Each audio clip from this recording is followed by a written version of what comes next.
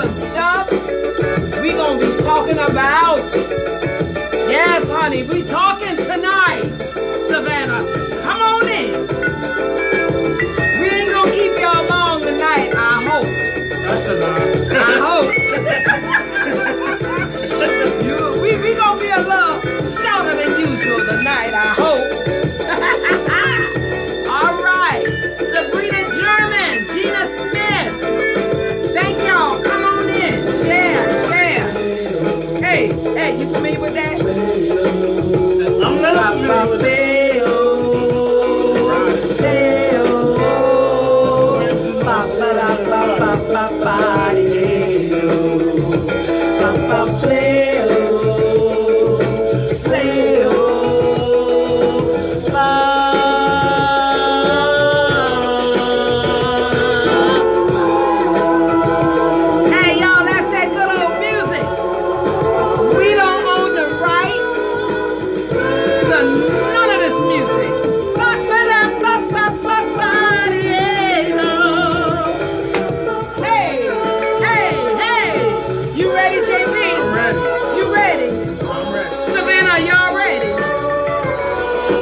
Not, you better get ready, because it's on and popping.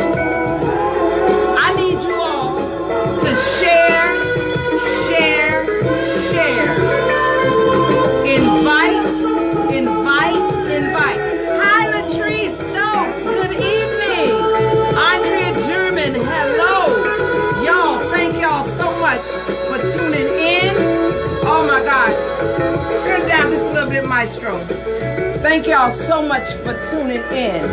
Y'all, we have so much to talk about.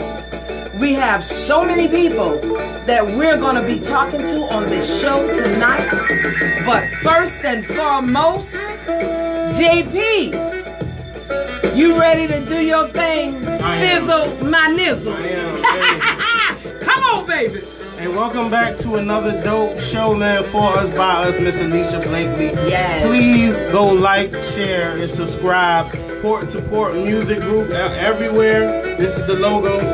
Yes. Everybody. And look, we got the logo on the sign, y'all. We got us a whole new sign, everything. Port to Port Music Group. Yes. Everywhere. That's YouTube. That's Instagram. That's Facebook. That's Twitter. Port to Port Music Group. PORT. The number 2. PORT Music Group. You can find us everywhere, including our website. Same thing, Port to Port Music Group everywhere. And you can stream and watch all of this content on any platform. So please subscribe and like our stuff. Every Monday, we do Listen Up Live Radio. We just had Gouda Inspiration and again yesterday. Hey, guess what? Goo just went worldwide with our song. He did. The Cavalry is here. World Star Hip Hop. World Star. He just went world. World Star Hip Hop and play with it, Savannah. The song got like 50,000 right now. Yes. We need to support the homie and run up the numbers, man. Yes. But the Cavalry is here. He doing major things with that song. He just put it out on World Star. And anybody that don't know World Star, it's like one of the top platforms for hip hop music and hip hop artists. So yeah, y'all tune into that. So Monday, Listen Up Live Radio. Every Tuesday, For Us, By Us with Alicia Blakely. I'm sorry. Hers truly. And every Wednesday, Bitter Rivals Radio, where the truth is told, the lies unfold. We talk, that real stuff about sports. You know what I'm saying? It get crazy. So guess what? I just saw on Netflix the Stephon Marbury story. Right. The kid from Coney Island. Right. Parents, y'all got to sit your children down and let them look at that particular show from Netflix. Okay. Are you distracting? Y'all distracting now. Come on now. Y'all know how we do it now. We just real. That's we just real. All right, go ahead. Go ahead. So shout out to Royal Blunts for sponsoring us. Black owned tobacco-less cigars. Yes. To do with your leisure as you please. You know what I'm saying? We're not here to judge. We appreciate them. And any business, especially black owned, man, if y'all want to sponsor, if y'all want us to shout y'all out, if y'all want to come on the show and just kind of plug your business, you're more than welcome. Please. This is the platform for it. Yes. We appreciate that, man. With that being said, y'all have a good night. Please stay safe. That's everybody. right. And y'all listen, we are safe. We are safe. That's why we can sit right here next to each other. We believe in COVID is real. Let me tell y'all something. COVID is real. This ain't nothing to even play with. Right. Okay? Shouts out to Superintendent Ann Levette for making making the kids stay home, from my understanding. The kids will be home. Virtual. That's what I'm talking about. Thank you so much, Maestro. So everybody stay safe, man. Y'all listen up. There's a lot of informative stuff y'all about to get into. Yes, honey, we about to talk. Tuning in. So listen up, all right? All right, you ain't got to go nowhere because we're going to be talking for about 5 minutes. Sit down. Sit down for 5 minutes. You got something to do? Oh, I got a session. Oh, well, y'all, he got a session. Now, listen. If you need anything done pertaining to studio time, pertaining to videos, pertaining to graphics, anything, call in. Yeah. JP, did you give him the number? Yeah, 912-358-6585. But of course, like I said, you can go, you can get all of these services on Port to Port Music Group, the website. And I'm trying to stream a lot of my traffic to the website to get eyes on it. So if you don't mind, go check out Port to Port Music Group online, porttoportmusicgroup.com, and you'll be able to, all the services you want. It breaks everything down for you. You can book your time online. You can book your videos online. You can book your graphics online. Everything, So but you know what? With this COVID, y'all, everything is going virtual now. Right. So that's the way to go. Get started early. Come to our studio. Yeah, we do everything. Port to Port. We just so you know, we every time before people come in, I bleach the place down. I make sure I spray with I spray with the Lysol. I make sure everything is safe. We keep a good distance, no more than 4 people in the studio at a time. So we do that. It's safe. Appreciate y'all. I gotta get to the money though. So much. Thank y'all so much. No. Yeah. As a matter of fact, the first one that's gonna come in will be the coaches. It's a book in there called The Secret. You see it? Okay, y'all. I'm gonna give you. We're gonna talk about something for five minutes. We're gonna have a 5-minute conversation. Doggone it, I left it. It's in the car. I left it, y'all. But anyway, I'll get somebody to go down there and get it. Hit that for me, Maestro. Thank you. Let me do my disclaimer. First of all, what you hear on this podcast is not necessarily the opinion of yours truly, your host, Alicia Blakely. It is the opinion of my guest. If they say something that you don't like, by all means, don't go out in the community and spread negativity. Pick up the phone and call us at 912-631-0731. You might change your mind, or you might change the mind of the individual who said what it was that you didn't like what they said. All right. So now, with all of that being said, we are about to get started. I want to talk briefly about a particular book that I told you all to get last week. I am now reading it, and because my life is so busy, I've only been able to read 1 chapter so far. But let me tell y'all something. If you change your mind, you change your life. Remember that. Change your mind, change your life. Get that book. It's called The Secret. Oprah had it featured on her show when she was on the air. And let me tell you, it is life changing. Okay, a lot of people think that they can't have certain things, but there's a thing called the law of attraction. If you will it to yourself, it's gonna come. Now let me say this right here. Hold on a second. Caller, you're on the air. Good evening, Miss Alicia Blakely. Hi, Stanto. How are you? Good. Listen, I know you got a lot to do. I got stuff to do, but out of respect and love for you, I'm going to be here to support you. I heard you mention at the top of the show The Secret. Yes. Is that right? Yes. Okay, so let me tell you something. I read The Secret in 1999. Uh-huh. All right, so here's the deal. The Secret is based off of a lot of principles in the Bible. Yes. And I'm also going to say the Holy Quran. Yes. If you've heard me say this on your show 3 weeks ago, I said that I was rambunctious and one thing changed my life. Proverb. If you change a man's way of thinking, you change his life. That's right. And let me tell you something. At 69, I hate to put this out there on your show, but I still have to put me in check to keep me from slapping somebody upside the head. I hear you. I hear you. Y'all listen. So listen, I put on some information about 4X. Okay. On the link. I know you said you were going to talk about that. Yes. I'll find other information. I don't want to steal thunder from your guest, but I'm trying to get this in real quick. Okay. 4X is the largest trading platform on the planet. Yes. And the reason why is because everything deals with currency. Yes. Okay, so hold on, Stan. So you jumping the gun. Hold 1 second. Let me finish what I was doing, and then we're gonna talk about that as well. But give me a couple of minutes. Okay, y'all. Now, like I was saying, get the book called The Secret. I went to Barnes and Nobles. The book costs $21. For those that don't want to spend the $21, go to the library. Go to the library. The library has it. I'm thinking that the libraries are now open, but they're not open on their regular schedule, if I'm not mistaken, okay? Please get that book, read it. Read it to your children. Parents, sit your kids down. Y'all, we got to change our way of thinking in order to change our lives, okay? Next thing I want to talk about. Yesterday, for those that read the paper, there was an article in the paper.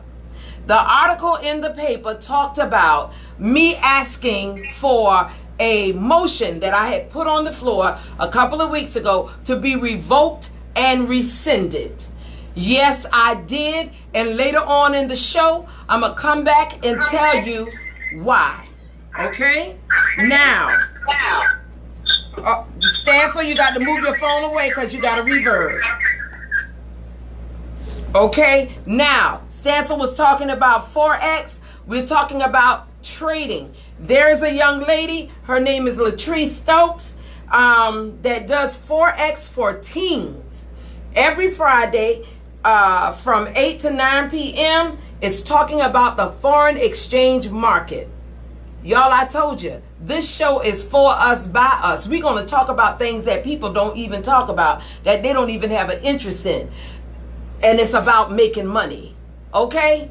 So, the ages of the people, the young people that can get on her Zoom and do her virtual class is 13 to 17 years old. Parents, you have to contact her. We'll come back later in the show and tell you how you can contact her as well. Y'all listen. Taxes have been increased for property owners here in the city of Savannah. I said it. Sure did. Taxes have increased. We were told that it's going to look like it's increased, but there isn't really an increase. If it looked like a duck, it walked like a duck, it quacked like a duck, doggone it, it's a duck. All right. So now, let me say this right here. 4 of us voted against it. 5 people voted for it. I said it. Yes, I did. All right. Now, with that being said, y'all, we're going to come back and talk about those things at the bottom end of the show. But I just want y'all to know, I need y'all to share, and invite.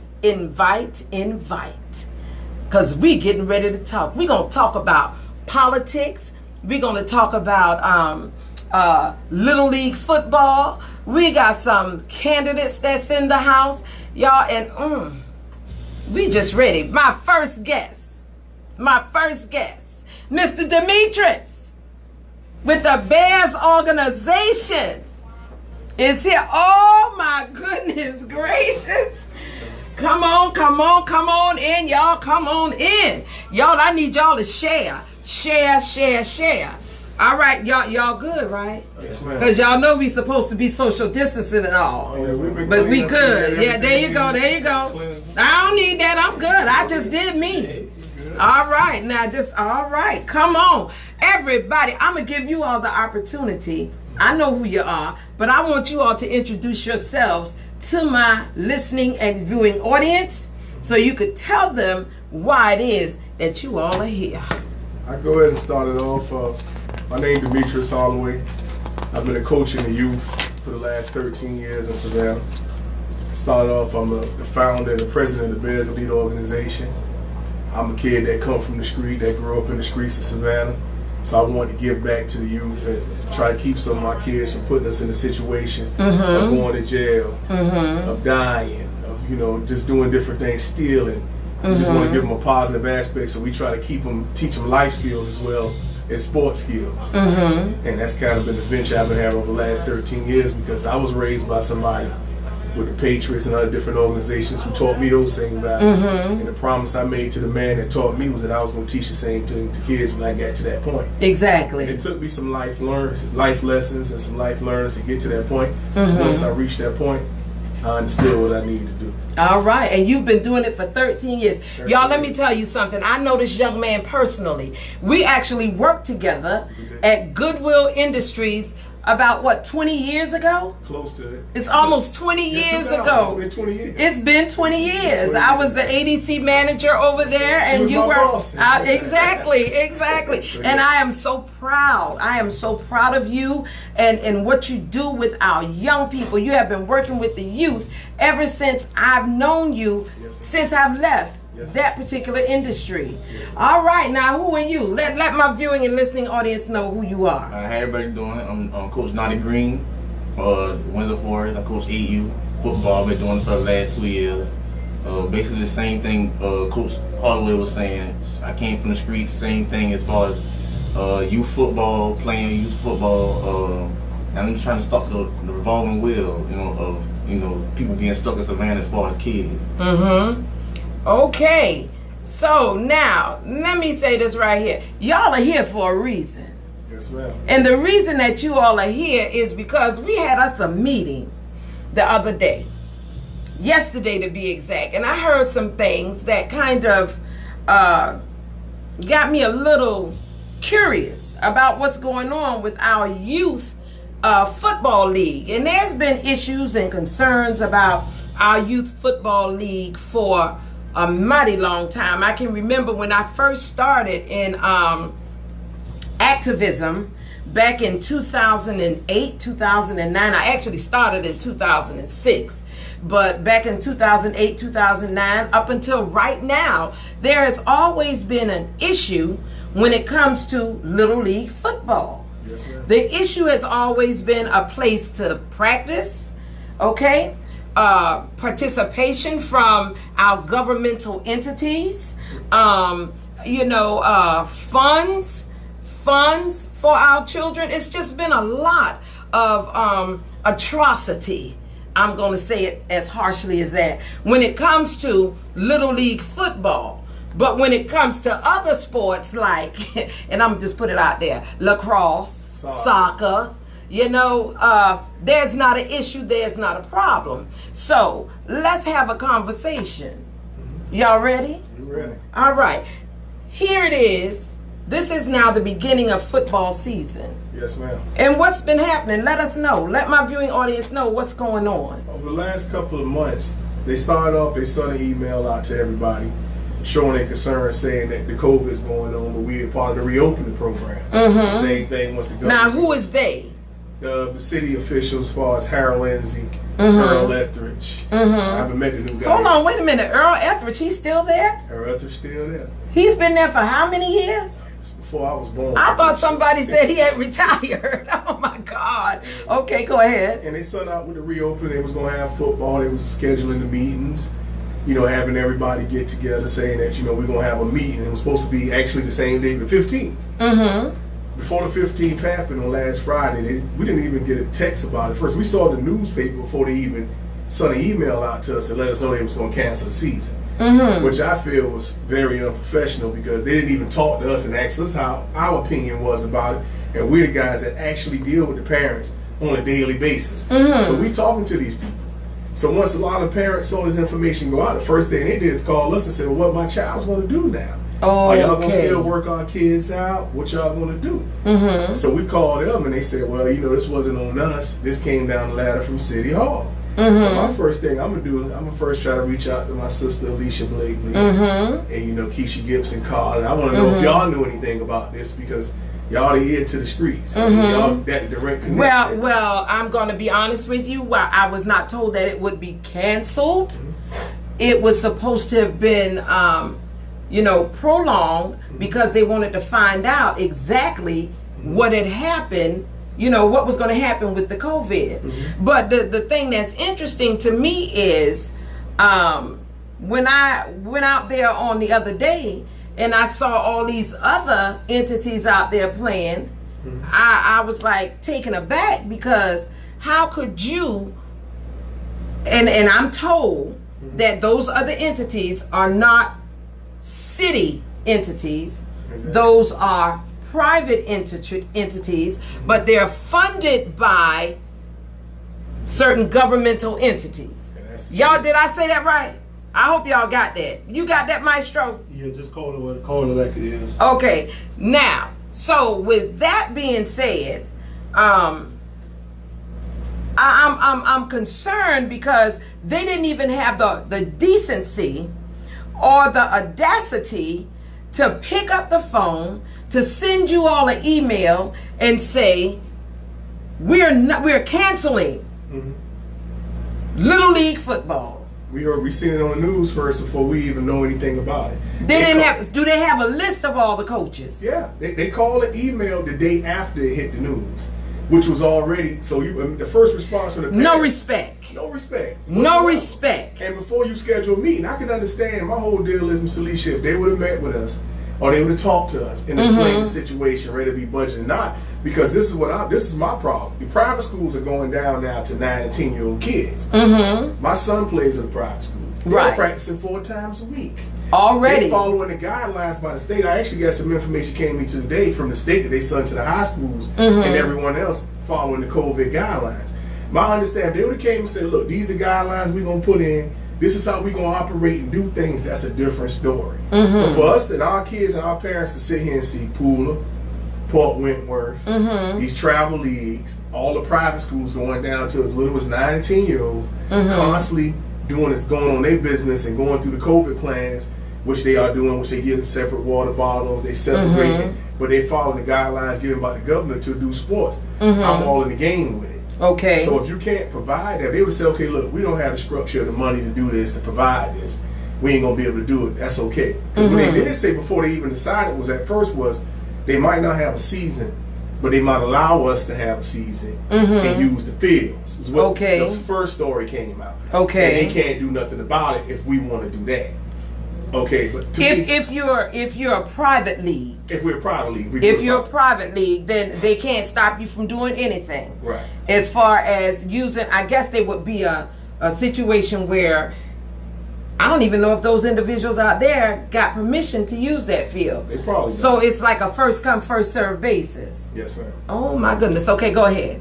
So after they did that, they came and they said that. But my whole issue with it is the high schools have a plan put together with COVID that want to keep the kids separate and do these different things. And we understand about being safe.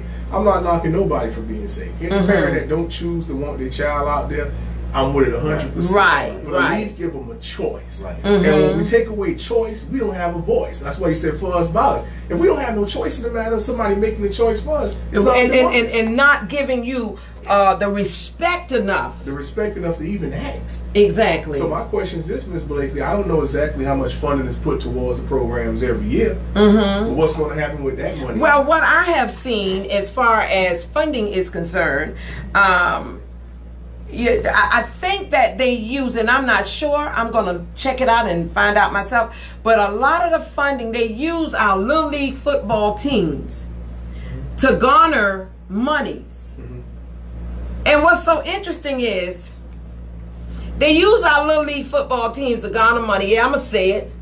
And our Little League football teams don't hardly get nothing.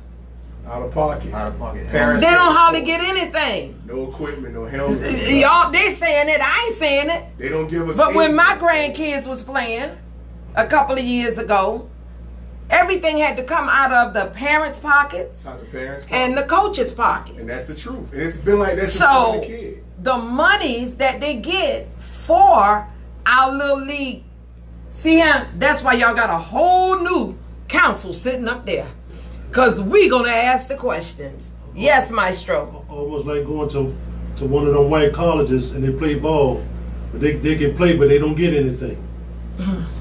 He's talking about they play all the ball and they get the jerseys and all that, but they don't get paid for it. The colleges get it. Okay, come on now. You right, Maestro. Definitely right. And that's exactly what's going on. I mean, it's been happening for years. I've seen them drop the ball. I even heard statements being made several times saying, we ain't even got to do nothing but offer you a program. We don't even care if you play.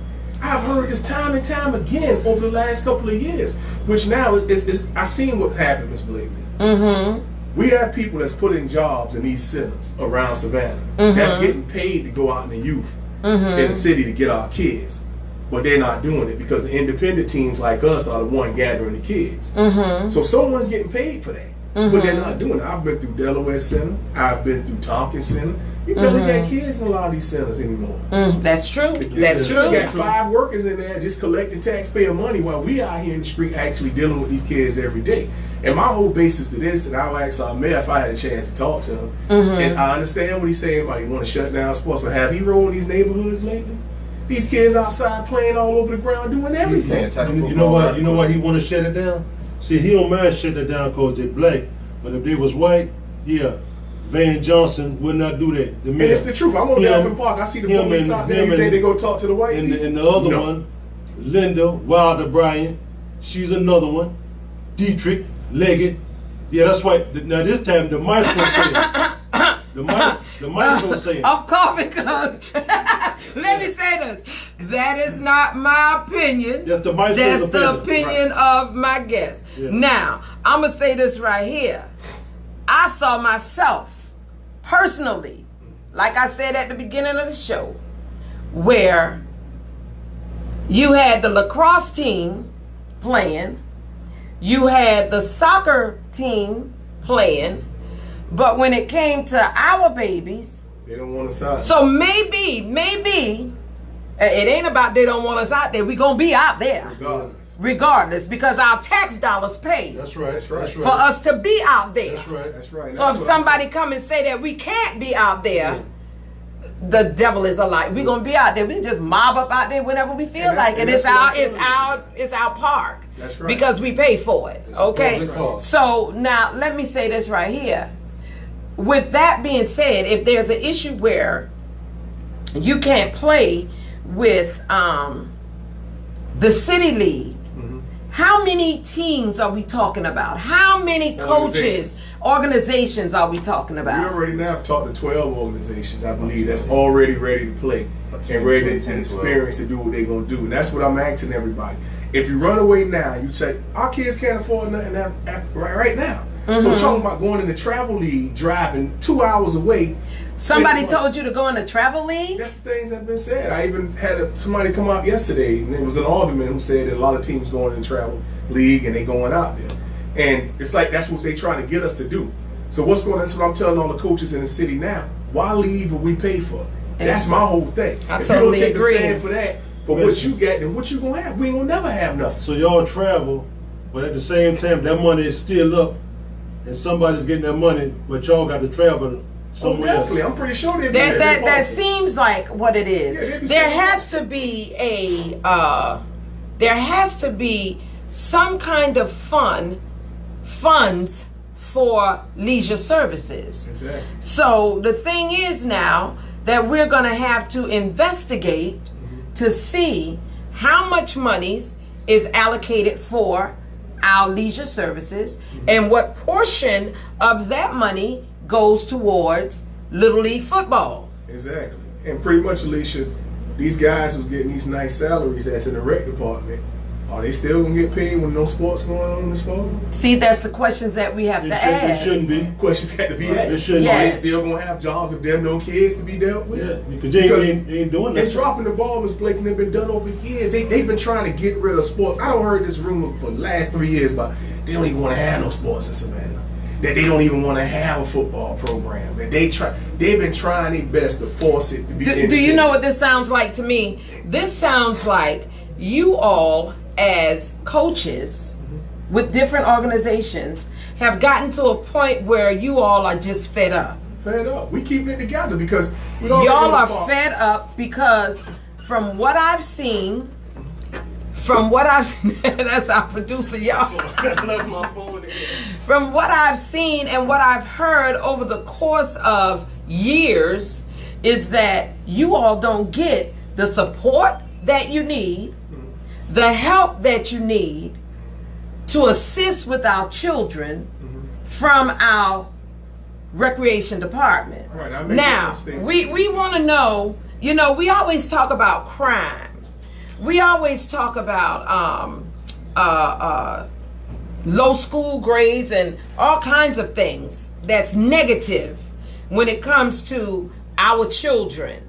And I'm gonna say our children, I'm talking African American children, because that's mainly what they be talking about and who they are talking about. Exactly. We always talk about the negative side, where here you have a group of 12 organizations, and each organization has about how many children? At least 80. I'm gonna say at least 80 kids an organization, and these guys is just more than just coaches.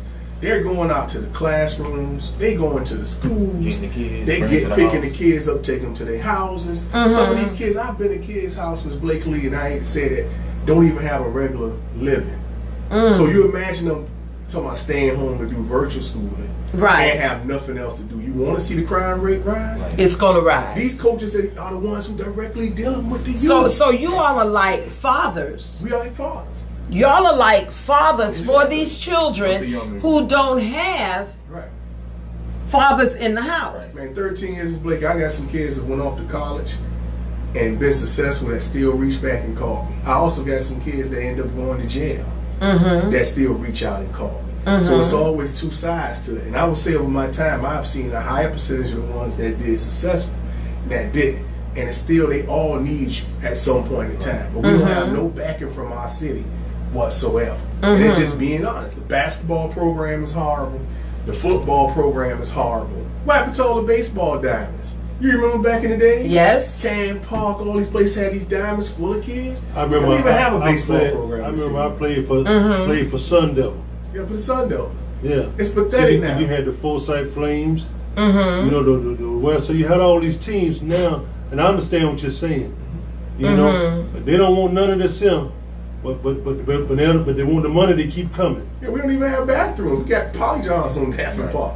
You go I feel bad when I go to Atlanta and Brunswick and these places. Let me tell you, have. I have been to Atlanta.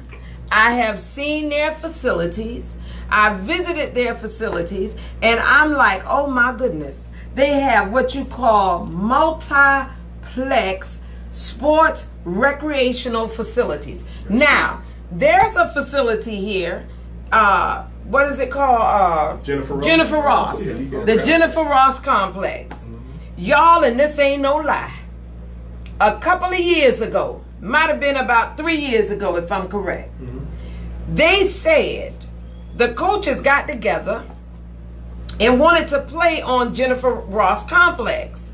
Well, they were told, and I was there, that the kids could not play on Jennifer Ross Complex because they did not have the right kind of cleats. Yeah. Am I right? That's the truth. Okay, so hold on. They said that the soccer cleats and the football cleats were two separate types of cleats. Well, lo and behold, that was a lie. That was a big old fat lie. The same cleats that they use for soccer, from my understanding, correct me if I'm wrong now. All-purpose cleats, basically. All-purpose cleats. They might wear some spikes sometime, but that's their choice. Okay. Right, you get what I'm saying. Okay, so what happened was, and Coach James Holmes at that time is the individual on the county commission that we talked to, said that he was going to look into it, and he did look into it. And come to find out, we had to actually go hard in the paint to allow our kids to go on Jennifer Ross complex. Now, I said that to say this, y'all. Savannah, Chatham County, we got a problem. It's a big Not problem. only that, I'm not mistaken, was it last year? At the beginning of last year, they had the Cam Newton. Yes, they did. Football out there. So, Yes, they did. How football can't be played out there? Right? Well, they had started letting the kids play. When they built the new complex. When they built, they started letting the kids play. But the bottom line is, y'all, if we want parents, you got to get involved. That's right. You got to get involved. You cannot leave this up to the coaches. You can't leave this up to the elected officials. You can't leave this up to anybody else when it comes to your child. You are a taxpayer. You are a taxpayer. You are paying into an investment when you pay your taxes into this city. Okay? So now, the bottom line is this. What do y'all want to do? What if somebody came to you and said, well, COVID is real. COVID is out here. You know, why do y'all want to have a football season when we got COVID?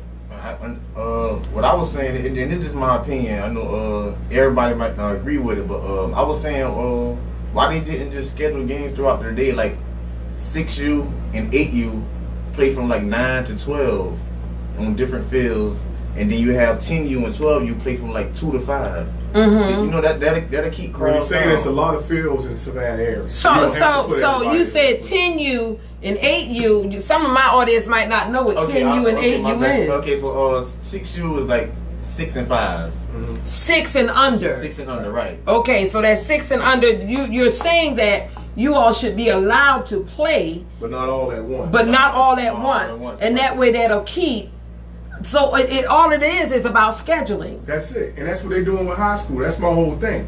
It seems to me, Ms. Blakely, they didn't want to take the time to put the plans in at high school shoes. We got more than enough fields in the area out here to keep these people separate, if that's what they want to do. And that's still the choice of the parent. If you don't want your kid to be in danger, I can understand it. But if you want a choice and you want your kids, I got some that call me and say, man, my kids ain't got nothing to do. Right. They're sitting here and get diabetes. They're sitting here and be out of shape. A lot of kids gonna be depressed. Right, and they're gonna be depressed and go outside because they have nothing to do. They sit in front. First of all, they sit in front of a computer that's given to them, and they give them some assignments to do, and there's nobody to teach them. That's the first problem. Right. Then for two, you know, it just seems to me like it's just that COVID. It seems to what you're saying is it's all by design. It's all by design. That they don't do. Now, another person could come and say, well, look, we doing this for the safety of the children, for the safety of the community, because COVID is on a rise now. Right. It is increasing big time. Right. I mean, the numbers are soaring. Right. So they're probably thinking that you're going to put the children in harm's way. They're in harm's way anyway. Can I say something? They outside every day playing in the street. You're dealing with safety and sanity. Right. People out there every day. And you know, even though, you want them to be safe, but what about their sanity? What about their sanity? That's a good question. Right. You know? Well, you know what? I can kind of understand what you all are saying, especially when I saw lacrosse and soccer on that same field that y'all are trying to get our kids on yesterday. Well, so you all have gotten an organization together. It's like a group that we're trying to put together now. We're trying to have a coalition with just us. Because just like you just said, my main problem, I understand that. But when I ride around these neighborhoods, these parents ain't keeping them in the house. They not staying safe like that. We're still allowing them. And then too, COVID, if you're 10 and under, you don't even have to put on a mask. Right, so tell us the statistics. Let us know exactly how many kids are being affected by this. Show us the areas, because we were just talking out in the hallway, some guys out there. Memorial Hospital is a hub, pretty much for this area. Yes. We got people coming from dang near Dublin, because Macon got their own thing, and dang near Brunswick is being put in the hospital. That shows the zip codes, because everything getting dropped in this area saying it's like, okay, for the 4th of July, you know it was going to spike. Right. Everybody got these areas with cookouts and all that's going on. How many people was actually from Savannah in these statistics? They don't tell us that. Nothing's being said. How many kids been affected? Well, there are statistics that show certain areas. You know what I'm saying? They're not in depth, but there are. Broke down. It's not broken down to well, it is based on a area code. I mean, a zip code. There is, and you can get that information from our health department, Chatham County Health Department. Okay, they can break that information down for you. So, in the meantime, what are you all gonna do? Well, right now our plan is to try to get together. We're talking with all the coaches, and we're going to try to follow the same guidelines as high schools use. Okay. Which is set up with the reopening. And in fact, I got some information came today that comes from the governor that had the whole plan that was dropped down on getting into sports and everything that the high schools are using. Okay. Which is going through all the safety measures. I know we right now, I went and got tested from Curtis Cooper that was set up on Anderson Street. And they are testing at the Civic Center. I was over there today. Right. I had a meeting over there today, and they are definitely testing. They doing anywhere from 800 to from 500 to 600 individuals, but they're in cars, and I'm told that next week they're going to start with walk-ups from 8 o'clock to 9 o'clock a.m. so that people are not out in the hot sun standing to get tested for COVID. And that's the main thing. We want to make sure we get all the coaches tested, just like the high schools are doing. And even going as far as telling the parents we're going to get the kids tested. I don't see a problem why the city couldn't provide for us to have everything set up at Daphne Park with testing going on to allow everybody to be tested and go through that protocol. If someone do end up being sick, it's just like you're doing everything else. You got to quarantine for 2 weeks, right? And you won't have to be around everybody else. I mean, the temperature gauge is. But now let me ask you this: what if you have a child? Now this, I'm playing devil's advocate right here. What if you have a child, and that child comes in that area, and that child is not tested, but that child has it, you know, and possibly infects other kids? How, you know, let's talk about that. How are you going to deal with that type of situation? That situation, that's what we're really getting it down to it. What I see most people doing, everybody now is signing COVID waivers. I see workout groups and stuff that's putting, and they let the parent know, if you read the waiver, it tell you that you pretty much taking a chance by sending your kid out here. So if it does happen, then we know this is an opportunity that we're taking for a chance. But you know what danger you put your kid in. That goes back to choice, like we said earlier. We understand the people who don't want their children to play. But allow the ones who do want them to take that chance of that. Because like he said, it means so much to so many kids. Let me tell you something. Sports saved my life. Okay. I'm a firm believer in it. It saved my life. Like he said, you know, when they go to the kids and kids not going to school, then you got parents that are still, they're going to work, they can't be home, you know. Then, you know, with them being there, a lot of these kids, they're not going to eat like they were eating in school. Some of them, that was the only meal. That's true. Yeah, but see, that's the wonderful thing. And see, when I sit here and listen to this brother, you know, I'm thinking about this here, you know, and the city not staying behind them, but somebody still getting a salary. That's something to think about. Yeah, I got my sons out there playing, so I'm not gonna put nobody else in danger. I want to do it my own church, right? And that's just serious, because I know the ramifications of it. And that's exactly, so we are the only fathers for a lot of these kids. I hate to say it, that's being the truth about it. Some kids doesn't have their father. Y'all, let me tell you something. My daughter was downtown today at Chase Manhattan Bank. My daughter went and did a transaction, got in her vehicle. When she got in her vehicle, she realized that she had dropped her card. Well, she jumped out. She had done cranked the car up. She jumped out. She saw the card on the ground. In that split second of her jumping out her car to go get her card that she saw on the ground, a kid walked by, jumped in her car, and stole it.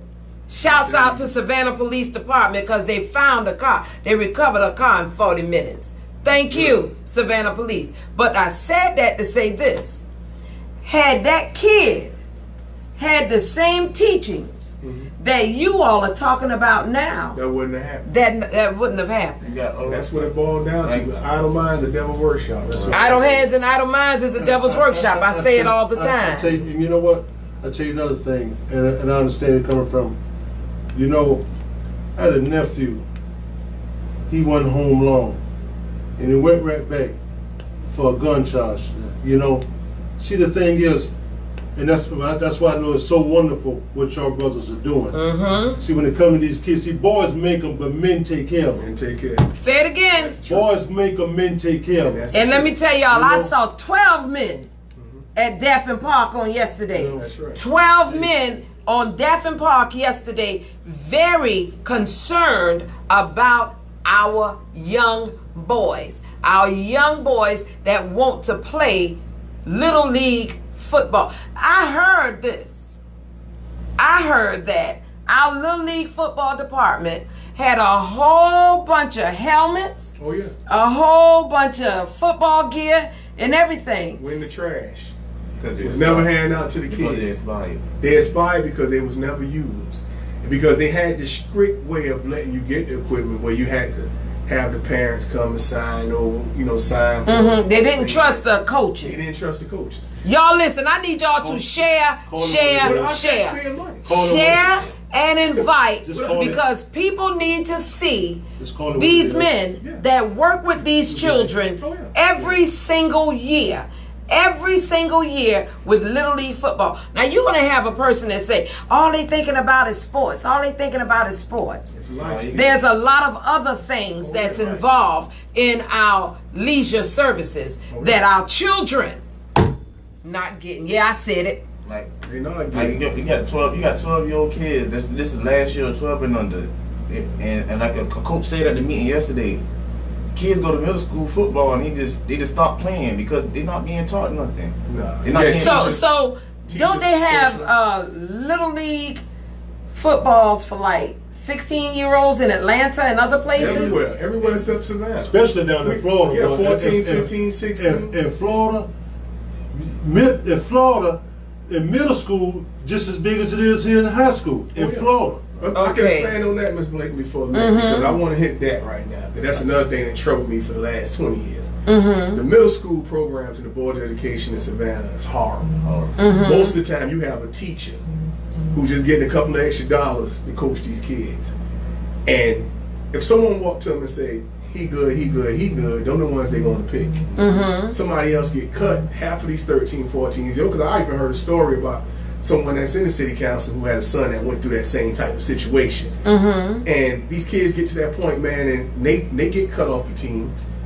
They get discouraged, get out here and get in the wrong situations, and things happen because they don't have the right teaching at that age group. That's the biggest problem with Savannah. We wonder why we get all these kids in Little League, but not that many playing in high school. And not only high school, but middle school. You know what? I'm going to say this. An elected official in the state told me something a couple of years ago. The individual said that everything that happens in Savannah is by design. Because Savannah is a tourist city. Now, I want y'all to hear me, and I want y'all to hear me well, and I need y'all to share. Okay? Savannah is a tourist city. So they want to keep folk downtrodden, heavy laden, so that they could clean them hotels and manicure those lawns. That's it. All right? Make sure that those are minimal jobs. So the rich could continue to get rich and the poor stay poor. I'm so glad I'm on our council. I'm pushing everybody to the outskirts. Exactly. They want folk to go to Pooler where they think it's cooler. There ain't nothing cool about Pooler. I'm trying to tell you. I don't think we're going to be able to cross Durin in the next 10 years. It ain't cooler. Man, the way things look now, it ain't going to be a place for us to conjure over here. I mean, I'm riding the neighborhoods. I don't even see... Everything I see is changed now. Yes. Well, I look at it and I told somebody today that our inner city is going to be Southside Savannah. They always want us off of Dafford Park, and this is another thing I'm gonna bring about this. Now's the opportunity. It don't take but 1 year not to have us out there, and we might not never go back. They built that park over on Bacon Park, spent $1 million, they say. Nobody use it. It stay gated up most of the time. It's just city. But the difference with that is that's county. No, Bacon Park is city. Bacon Park is city. Scarborough is city. And every time you So wait a minute, you're telling me that there's a park, $1 million field. $1 million field. Is that off of Bacon Park? Is that like Skidaway? That really nice? Before you go around? Bonabella. Right. Every time you pass by there, I will bet you $1 million. If it ain't closed, you're gonna see lacrosse going on, or soccer going on. You know And what? that's a city park? That's a city park. Because it was Okay, built- so it was these are built the things in that Lafayette. we have to. Yeah, I see that the numbers have gone up. That's good. That means that people are watching. Not only are you watching, I want you to share. Share and invite. Because y'all are hearing it from the horse's mouth. You're hearing it from individuals who deal with our children on a daily basis doing football season, basketball season, track season, and baseball season. These are the men. These are the representatives for the men that deal with our children. Now, the thing is, what are you going to do about it? We gotta take a stand. All right, parents. Gotta take a stand. Parents. Basketball's going on all over Georgia. They got AAU programs going on for baseball and basketball. And to me myself, I didn't even put our AAU program out this year because I don't believe in being inside that gym in the closed-in space. Exactly. I would rather be out in the open field to where I know it's a better odds are a lot lower for somebody to contract. You can spread out. You can spread out more. So now you were talking about you and how football saved your life. Tell me about that. Well, you know, when I was young, I came up in Savannah in a rough upbringing like a lot of other kids. I played high school football for a guy named Buddy Hardy over at Windsor Forest. Okay. He was real tough on me. He gave me a lot of life skills. Kept me out of trouble. I don't think I would have made it through high school without it. Okay. Honestly. And it was because of football. Because of football. It makes you want to do your schoolwork. Some kids, I don't believe if they take high school football and sports away, a lot of these kids ain't gonna do their schoolwork. I'm just being honest with you. Because I know my grandsons, they played a lot of football. And the beautiful thing about it, the coaches said, if you don't maintain a certain grade point average, you will not play. And I'm being honest with Blakely, I used to have, I knew I'll fall behind, but I always knew that I had to get my grade point average up to be able to play sports. Exactly. So I made sure I stayed on task. So in turn, it helped me get through high school. Okay. And I tell people that. So you take that away from some of these kids, it's going to be, your dropout rate going to be at an all-time high. So you got kids that only play football. That's it. They play sports. So now, let me say this. You look mighty young. What you doing being a coach? How old are you? Oh, I'm 28.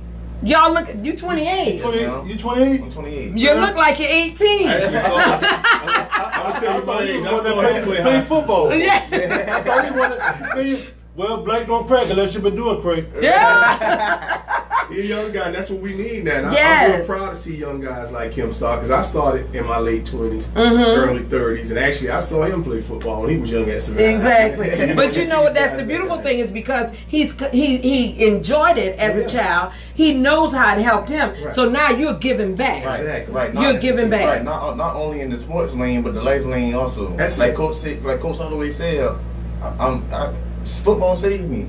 Okay. It really did. I was a knucklehead, but I got my work done to play football. You got kids that only play football. You got, like I said, you got kids that's in their last year, 12 and under, that's not going to be able to play their last year, and they're going to go to middle school and not want to play for the coach that they play for. So they feel that void, they're going to step out to doing something else. Exactly. Exactly. And our kids from the age of 12 to 15 right now, they're viewed as a threat to the society. I ride through neighborhoods every day, Miss Blakely, just about when I get a chance when I'm not working. Just to take a look and see the glance of what a lot of our kids doing. These kids walking around in tandems, 15, 20 deep. I asked our mayor, how many times do he go through a neighborhood? To actually take a look and see what's really going on in these neighborhoods. See what's really going on. Stop through these neighborhoods and see yourself, because you will really see. I see you get on this press conference and talk about social distancing. While you out there looking, I see these places that say there shouldn't be nobody walk in without a mask, But I see some people walking the door without a mask and nothing said to them. The same finger that's being pointed at me, him, and you should be pointing at other people to do the same thing. Right? Being irresponsible. Just like on that field yesterday when I walked over there. I didn't see none of them with masks on. Police come right Ain't nobody saying nothing. No, but let it been 57 Park, like they shut down the league out there a couple of weeks ago. Police rolled up, seeing the guys. 56 Park. Y'all ain't got no masks on. Y'all got to get out of here. You ever see them do that on Forsyth? You ever see them do that on Daffin? Not one time. Why is that? Well, the thing is, and I'm playing devil's advocate again. It's all about safety. But I totally agree. If you do it on one side, doggone it, you better do it on the other side too. That's my whole point. Don't sit up and say you're going to enforce it over here, but then over there, you ain't saying nothing. If you're not going to allow football, don't allow no sports. None. You make sure nobody, I mean the private schools, I mean you make sure nobody playing. Exactly. If you really want us to be safe, you go around and put the mandate out. This is in the city, so you can do it. If you got the power to do it, government say we don't want nobody out mingling or playing any kind of sport, then I say you make it a point of it. But if you're only picking one particular group and everybody else doing what they want. Houston, Savannah, we have a problem. I just want to say thank y'all. I got a whole bunch of guests in there that's got to come in here, and y'all done took up a whole hour. But it was worth it because our parents need to know. And parents, I'm going to say this to you all. I'm going to say this to you all. Baby, the power lies with you. This is for our citizens as well. The power lies with you. You people have the power. You all have the power. Y'all have the power to change any and everything. If you don't like it, doggone it, you got the power to change it. But it takes its strength in numbers. We cannot do it by ourselves. I've said that earlier. You sent 9 people to City Hall to make a change and to make a difference. But guess what? We cannot do it by ourselves. We need y'all to stand behind us. We need y'all to stand behind us. And some of y'all stand in front of us. Speak up and speak out. I want to thank y'all so much. Demetrius and Nod, thank y'all so very, very much for coming and speaking about this particular issue. Thank you for giving us a voice, and anytime you ever want me to come and talk. Well, you know, I've told you, I'm a voice for the voiceless. God already told me when I was laying in that hospital bed for 30 plus days after my feet were crushed. 4,000 pounds of plywood crushed both of my feet. Didn't walk for almost 2 years. And it came to me clear as day. I asked God, what was my purpose in life? And it came to me as clear as day to be a voice for the voiceless. And that is what I'm doing here today. I want you all to tell your story. Yes, ma'am. I love y'all. Love you too, man. I tell you, like my mama told me, she didn't raise me to be quiet. That's right. Anytime you want me to come and get on this soapbox, just call me. Yeah, all right, baby. All right, you're welcome. My David Campbell. Mr. David Campbell, y'all. Guess what? Guess who is here? Guess who is here? Our next coroner, Mr. David Campbell. Is he coming? Where he at? You should have gave him some intro music, Maestro. You should have gave him some intro music. Yeah, right there. Yes, you should have gave Mr. David Campbell some intro music. Mr. Campbell. You got 2 people here? Who you is? That's Ruel Francis. Ruel Francis. Yes, he helping me with my campaign. He's your campaign manager. Yeah, not manager, but he's assistant. He's your campaign assistant. Well, Mr. Ruel, I want to tell you welcome. Thank you so much for coming. Y'all listen, I like that. Y'all, we don't own the rights to none of this music now. So when somebody starts saying, why they playing that music, we do not own the right. Facebook, do not, under any circumstances, cut my show, mute my show. I ain't playing with you now. All right, I'm going to tell you to use this. Mr. Ruel, you got some in front of you. Yes, ma'am. Please use that. Thank you very much, because you know we might be talking and what have you, and you know it's better to be safe than sorry. All right, thank you, Maestro. Mr. Campbell, David Campbell, this is your second time being here. My second time. Listen, congratulations. Thank you. Congratulations, Mr. Campbell. Y'all, he made it to the runoff. Now, you got to make it to the victory. Bam, babies. All right. Yeah, I said it. I said it. I'm just so thankful that you're here. How do you feel? I feel good. I'm optimistic, and I feel like I'm going to win the runoff and the general. All right. Is there a Republican in the general? Yes, there's a Republican, Dr. Charles Pugh. Is he the one that was there before? He's No. a new guy. He's a new guy that has already been appointed a deputy coroner that nobody knew about it. Hold on. Wait a minute. Let me put some funk in it. Say what now? He's already been appointed by the current coroner as a deputy coroner. So he's going to go on the ballot as an incumbent. No, he'll just go on the ballot as a first time So candidate. he because But he's the deputy, he won't. he will not have to. See, this is what a lot of people didn't understand. Whether you're a medical doctor or a funeral director or whomever, once you become coroner, you have to go be certified. You have to take some courses to get your certification. So, but you can't do it ahead of time. Okay. So, because he was appointed by the current coroner, he had a chance to go and be certified. Nobody knew that, but I was told that by an inside thing, and then it was proven to me the other day when I had a body. Y'all see that? Y'all see what I'm talking about? Do y'all see it? The politics of this city? He has already been allowed, but that's all right because he ain't gonna win. Bam, babies! I said it.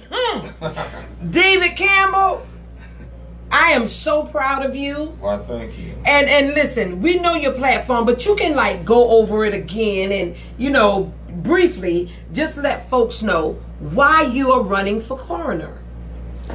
Well, I'm David Campbell. I have over 41 years of experience in the death care industry. I've owned my own funeral home for the last 16 years. So I have a lot of experience with families and taking care of dead human bodies, which is a part of the main focus as a coroner. So I just want to take the coroner office to the 21st century. All right, come on now. Right now, it's in bad shape for me. Now, it's not anything that the public would be so much concerned about, but those of us that in the death care industry know exactly where we need to be. And I want to do that. If I was coroner already, with this pandemic going on, you wouldn't have to tell me that we got to shut down the city or the numbers are rising. Where are the numbers coming from? There you go. Come on now. All of these numbers don't belong to Chatham County, but they were brought into Chatham County. We need numbers on zip codes. We need to know if it's south side, east side, west side, north side, where the numbers are high at. Because if we don't know that, I mean, you can't group all of us together because a lot of us are social distancing and being safe. Exactly. But as the coroner, that will be my main focal point, is to keep safety in the public, to let people know what we need to do. Now there is information given based on zip codes. And that is through our health department. I mentioned that a little bit earlier. That is through our health department. So there are numbers out there. So, and that's just a little bit of information for you in the event that you wanted to get that information. Okay, go ahead. I just wanted to say that. This is what we need to know, and it should be publicized. Right. Everybody should know this so that we would know what it's going to take. But, I have a lot of experience. And like I said, this is something I always wanted to do because both coroners that I've served under, Dr. Metz and Dr. Wessinger, I asked them would they appoint me as a deputy coroner a long time ago. And they would make me promises, but they never appointed me. But they appointed a whole lot of other people that was not even medical doctors or funeral directors. This is the first medical doctor that they appointed. But they have others. They got about 3 or 4 deputy coroners. But what bothers me is when we get a call at night or any time that a person dies at home, the funeral home be the one to go pick them up. Right, Take them to the hospital to be pronounced. The coroner should be the one go to the house, pronounce the body. We take the body straight to the funeral home. That body is not legally dead until the coroner or the medical doctor pronounce them. Right. So I think it's just backwards. And I would relieve families of all of that headache. I would make sure that death certificates are signed expeditiously. Thorough reports are made. There was a case maybe 20 years ago. We went and picked the body up from the house. And the coroner, we took the body by the hospital to be pronounced. Now, kid you not, the coroner never showed up. The police was there and they told the coroner it didn't seem like it was any foul play. We took the body back to the funeral home. Upon prepping this body, we found that this man had a hole in the back of his head. Jesus! This man had been shot. Come on now. Then we had to take the body back to the hospital. They did an autopsy on the body. Come to find out, one of the family members shot the man, and they didn't. It was a homicide. A homicide. So when somebody dies, irregardless of what, you owe the family that respect to go and investigate. Right. If you're gonna be a coroner. When I decided to run for coroner, it wasn't for the money because I get enough money off my job I have. I didn't even know what the salary was until after I started campaigning. Because the salary doesn't matter to me. I want to do the job. Right. And I want to be the man for the job. I want to be. I want you got to speak it as if it is so. I am the man for the job. All right, I am. And you got to say you are. And so the thing about it is, I wanted to go down in history as being the first African American coroner in Chatham County, but will be the coroner for all the people. That's right. That's right. No separate, no segregation there. I just want to be the coroner for everyone. Well, like you said earlier, you just want to take that particular office into the 21st century. Exactly. Because now I remember Dr. Metz, and I heard it was some controversy in his office, you know, receipts and stuff handwritten, and they hadn't even come into the computer era, right, based on the information that I got from them. Now I'm not sure about the current guy. What's his name? Wessinger. I'm not familiar with him. I don't know if he even took it to that next level. Talking to you right now, I don't think he did. No. All right, well, it's a little bit worse than it was before. Oh, it's worse now? Explain that part about Memorial Hospital being a state hospital and where the bodies come from, but they counted for Chatham County and Savannah. Yeah, bodies are being brought, the coronavirus patients are being brought in from all other counties, all other small municipalities, because their hospitals are not equipped to handle them.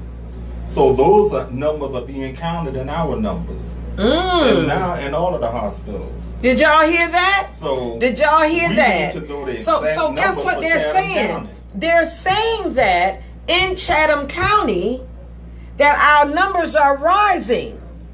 But what you all are saying, and I'm playing devil's advocate now, what you all are saying is not necessarily Chatham County, it's those other counties, outside counties, that those bodies are being brought in from, that's causing our numbers to rise. There were so many patients brought from Albany, Georgia to Savannah. Well, you know what? I remember in Albany when the parents... They brought them all the way from Albany to here? Yeah. Wow. All the way back this way. You know, I remember... At that time, we had no cases. Wow. But guess what now? There was a family that had a funeral, and they went to a church. I think that was in Albany. And that family, that one person that came from New York, infected everybody. So that's probably, oh my God, Jesus. And you know who educated everyone and brought to the surface where this thing started and how it started? A friend of mine who's a funeral director and embalmer and the coroner of Albany, Georgia. Wow. Michael Fowler. Wow. That's right. And he done been on CNN all over the world speaking on. You see, I'm at all just listening to you say this. Auburn is majority black too, right? Right. I've been to Dougherty County. Population of blacks. Mm-hmm. Wow. Okay. You know what? You have a wealth of knowledge. We definitely listen here. We definitely need somebody there that is knowledgeable, that's going to keep the community informed, that's not afraid to speak truth to power. And you know what my slogan is? And this that with my day-to-day operation. Mm-hmm. Experience that I am, not experiment. Y'all heard it now from our coroner. Can I say something, Mr. Campbell? Yes. And you know, you say that, and I know other way to say. See that they'll look at him, you know, and I'll say the others, they'll want to challenge that. But that's what they always say. Mm-hmm. And I'm gonna say just like yourself, white folks. Well, they'll be quick to tell you that. Mm-hmm. Yeah, but now with him saying, and I'm not trying to, you know, but what you saying, right? Well, you know, it's always got to be well. You know, that's not so. But guess what? So you telling me 4 decades? That's right. Okay. 4 decades? Okay. Yeah. 4 decades plus 1 year. Plus Bam, babies. Right. Yes. Plus 1. Yes. Right. Listen, so what do you need? What do you need from the people? I need the people to go back to the polls Mm-hmm. on August 11th and vote David Campbell. Did y'all hear that? Let me Early say it for voting you. Starts July 20th. Tell them some of your That's Okay. Y'all need to get back to the polls. You need to get back to the polls and you need to vote, and you need to vote for people that's got your best interests at hand. This man done told you he got 41 years experience in being a funeral director. He knows how to deal with families when it comes to someone passing away. Okay, now you need to vote David Campbell. Yes, I said it. And you know what? I'm gonna say this right here. Let me see. You got a list of people that have endorsed you. Bishop and Mrs. Eric D. Mason, I know them. Clarence Teddy Williams, I know him. Reverend Dr. and Mrs. D. Henry Thurman, I know him. Can I say this? And Thurman, real nice guy. They're originally from Augusta. Real nice St. people. Paul Baptist Church. Real nice people. Okay. Sabria Scott, I know her. Reverend and Mrs. Richard L. Hall. Oh, that's the pastor that allows folk to use his church. Free of charge. Free of charge. If anybody on 37th and Second Arnold. Second Arnold. Yes, 37th and what is that? B Road. Yes. Okay, Reverend George P. Lee III. You have Mickey Stevens, Pastor Southall Brown, Dr. Jackie Gilbert Grant. Fix those crowns, sister. Yes. Oh, prophetess Dr. Idell Cheever, Travis Sawyer. Now, who is he? I'm not familiar with him. Creative Approach. Oh, Creative Approach. Okay. And Tasha Hall. Who is that? She's a realtor too, along with Sabria Scott. Okay. He also got the word that Representative Gordon. Craig Gordon. Craig Gordon. Okay. Alderwoman at Large Post 2, Alicia Blakely. And Dr. Why my picture and name ain't on there? Dr. I'm just playing. I'm just Dr. playing. Priscilla Thomas. Dr. Priscilla Thomas is one of my endorsees. So now let me ask you this right here, because you know we're gonna talk about this in a minute when another candidate comes in. You got a lot of old school people on here. You got to get our young folk engaged now. You got to get this new blood engaged as well. We want the old blood will influence the new blood, but when it come down to serious voters and motivators, it's the older people. So young people will motivate the younger people. Hold on. Let me say this: young people. Do y'all hear what he just said? It's the older people that's making sure that the vote is the way it is. So now, if you're not voting, you don't have a voice. So you can't get mad at things if they don't change to the way you want them to change, because you're dealing with individuals that think a certain way. from back in the day. You know, I tell people all the time, and y'all know me, I ain't ashamed to say it. I don't have a 1960s mindset. No, you can't. My mindset is right here in 2020. That's right. And you have a lot of people that have that old way of thinking. That don't settle with me. So I'm what you call, I'm not my ancestors. Bam. All right. My endorsees are older people, but they are people that young people like to follow.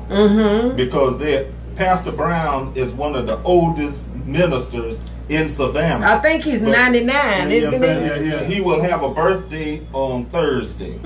His mind is as sharp as a tack. Yes. And this is a man was born back in the early 1900s, but his mind is in the 2000s. All right. His mind is in the 21st century. Yes, it is. And guess what? I see a lot of people That's right. on here that I see you got Sabria, George P. Can I get that spray? You sure can? I'll bring it right back. Hold on.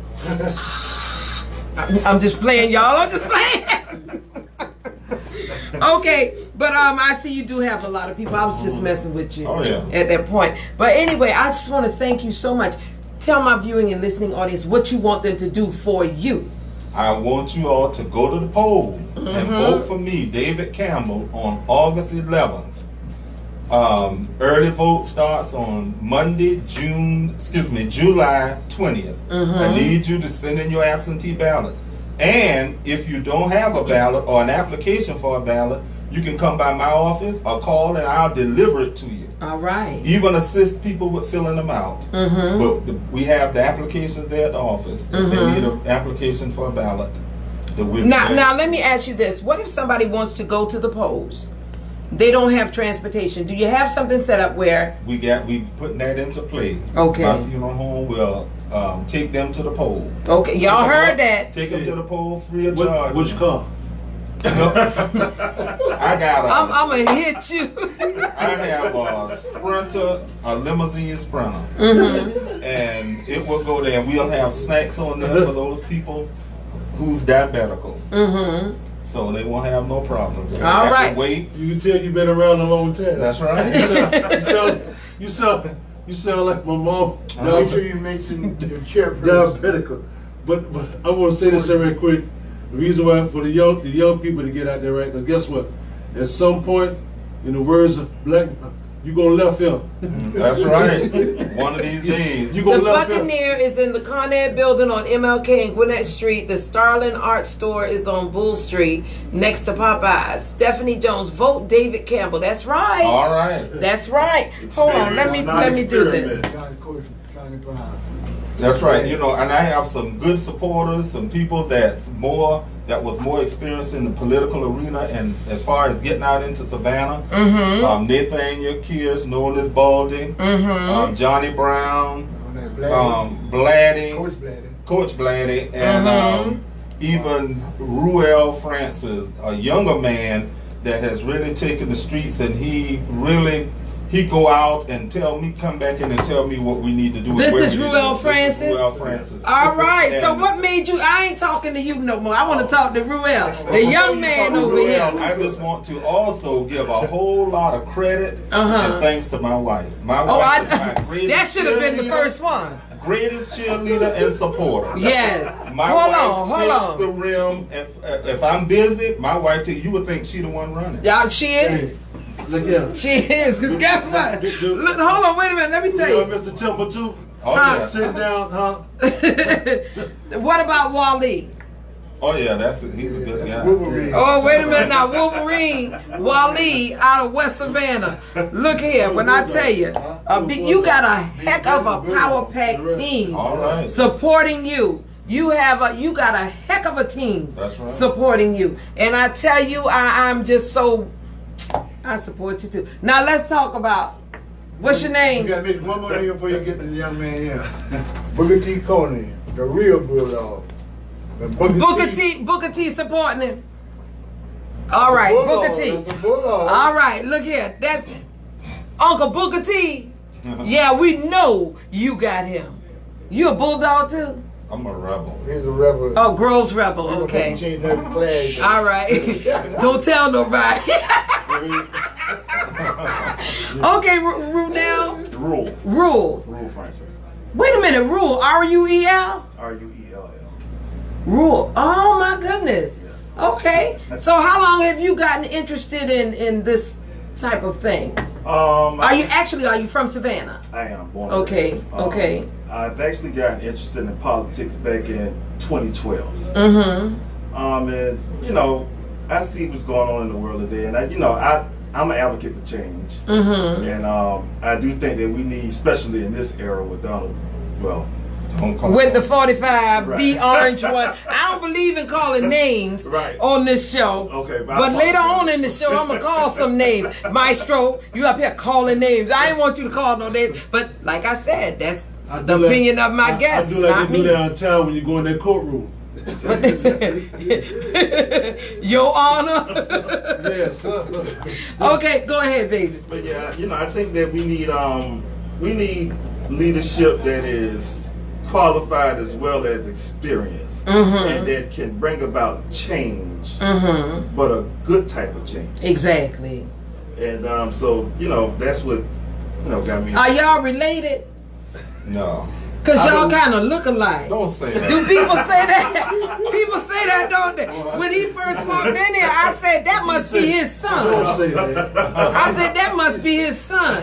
He kind of act like you. They kind of act alike, don't they? They really do. You think so? I started I'm telling you. I started up underneath David Campbell when I was 17 years old. So I've been That's around right. for about 16 It years. done grew. Okay, and you how old now? About 36? 31. Well, 31. Oh, so you work 31, okay. Okay. He also worked down at the funeral home with me. Okay, so you were actually mentoring him. Right. So that's what I'm talking about. Each one, reach one, teach one. Exactly. Well, listen, I want to tell you all, thank you so much. I got so many other guests in there that I have to allow an opportunity to come in, but I'm going to invite you to come back anytime. All right. You know what I'm Just let saying? me know I'm ready. And let our viewing and listening audience know that they need to get to the polls before August 20th and before July 20th. Even you don't have to come in if you don't want to. You can call in and say, just remind the people. No, I want to be on. You want to be on the show. All right, well, come on. Come on and get on the show. And I need y'all to share. Now, David, if somebody wanted to talk to you and ask you some questions themselves, what telephone number can they use to reach out to you? How can they contact you? 912-441-4446. Oh, that's an Or easy they number can to call remember. me at my office, 912-234-7226. Awesome. Okay. 24/7. 24. Well, you gonna be the coroner. All right. So they gonna call you anytime. They That's call right. you anytime to come in. And I done already start practicing. I go pick up bodies all time of night. All right. That's right. That's what I'm talking about. Y'all hear him? He's a hands-on coroner. And that's who we need in that seat. With that being said, And my staff want to be a supporter of this program even after my election.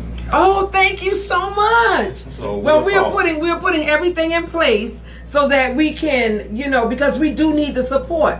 It's rent, you know what I'm saying? Lights, all that stuff. So we definitely need the support, and I thank you all so much. Okay. Whatever y'all can donate would be a great Well, we'll help. talk and you just We sure will. off the air. Yes, indeed. Y'all Yes. just keep him in your prayers. All right. Okay. Thank you.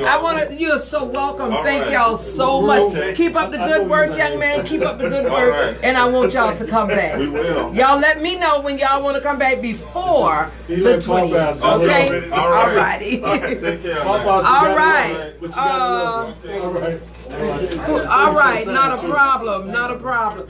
Can I have one of those signs too? I need them to put at the top of my neighborhood. Be careful. You want one with the stick?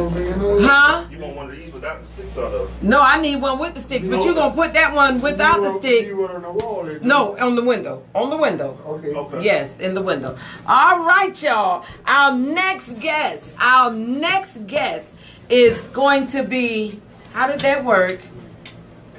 Okay, right here. All right, the next guest is going to be, what time is it?